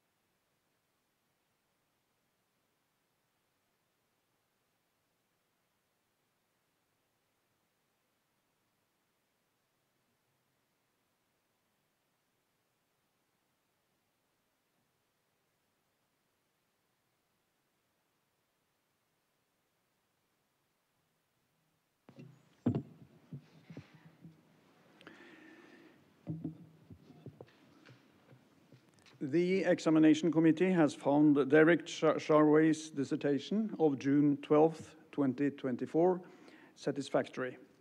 The committee's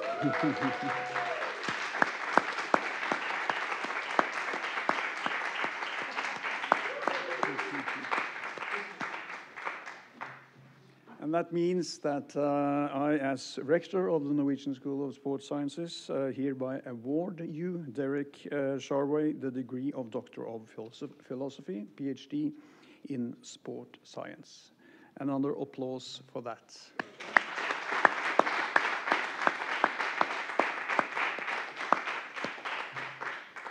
And you will receive your diploma at the ceremony in August, at the start of the coming academic year, and receive the traditional gift from the institution at the dinner tonight. Then it's time to declare the disputation for completed, and I ask our new Doctor of Philosophy and the committee and the head of the department to follow me in a procession out of the auditorium. Thank you, everybody.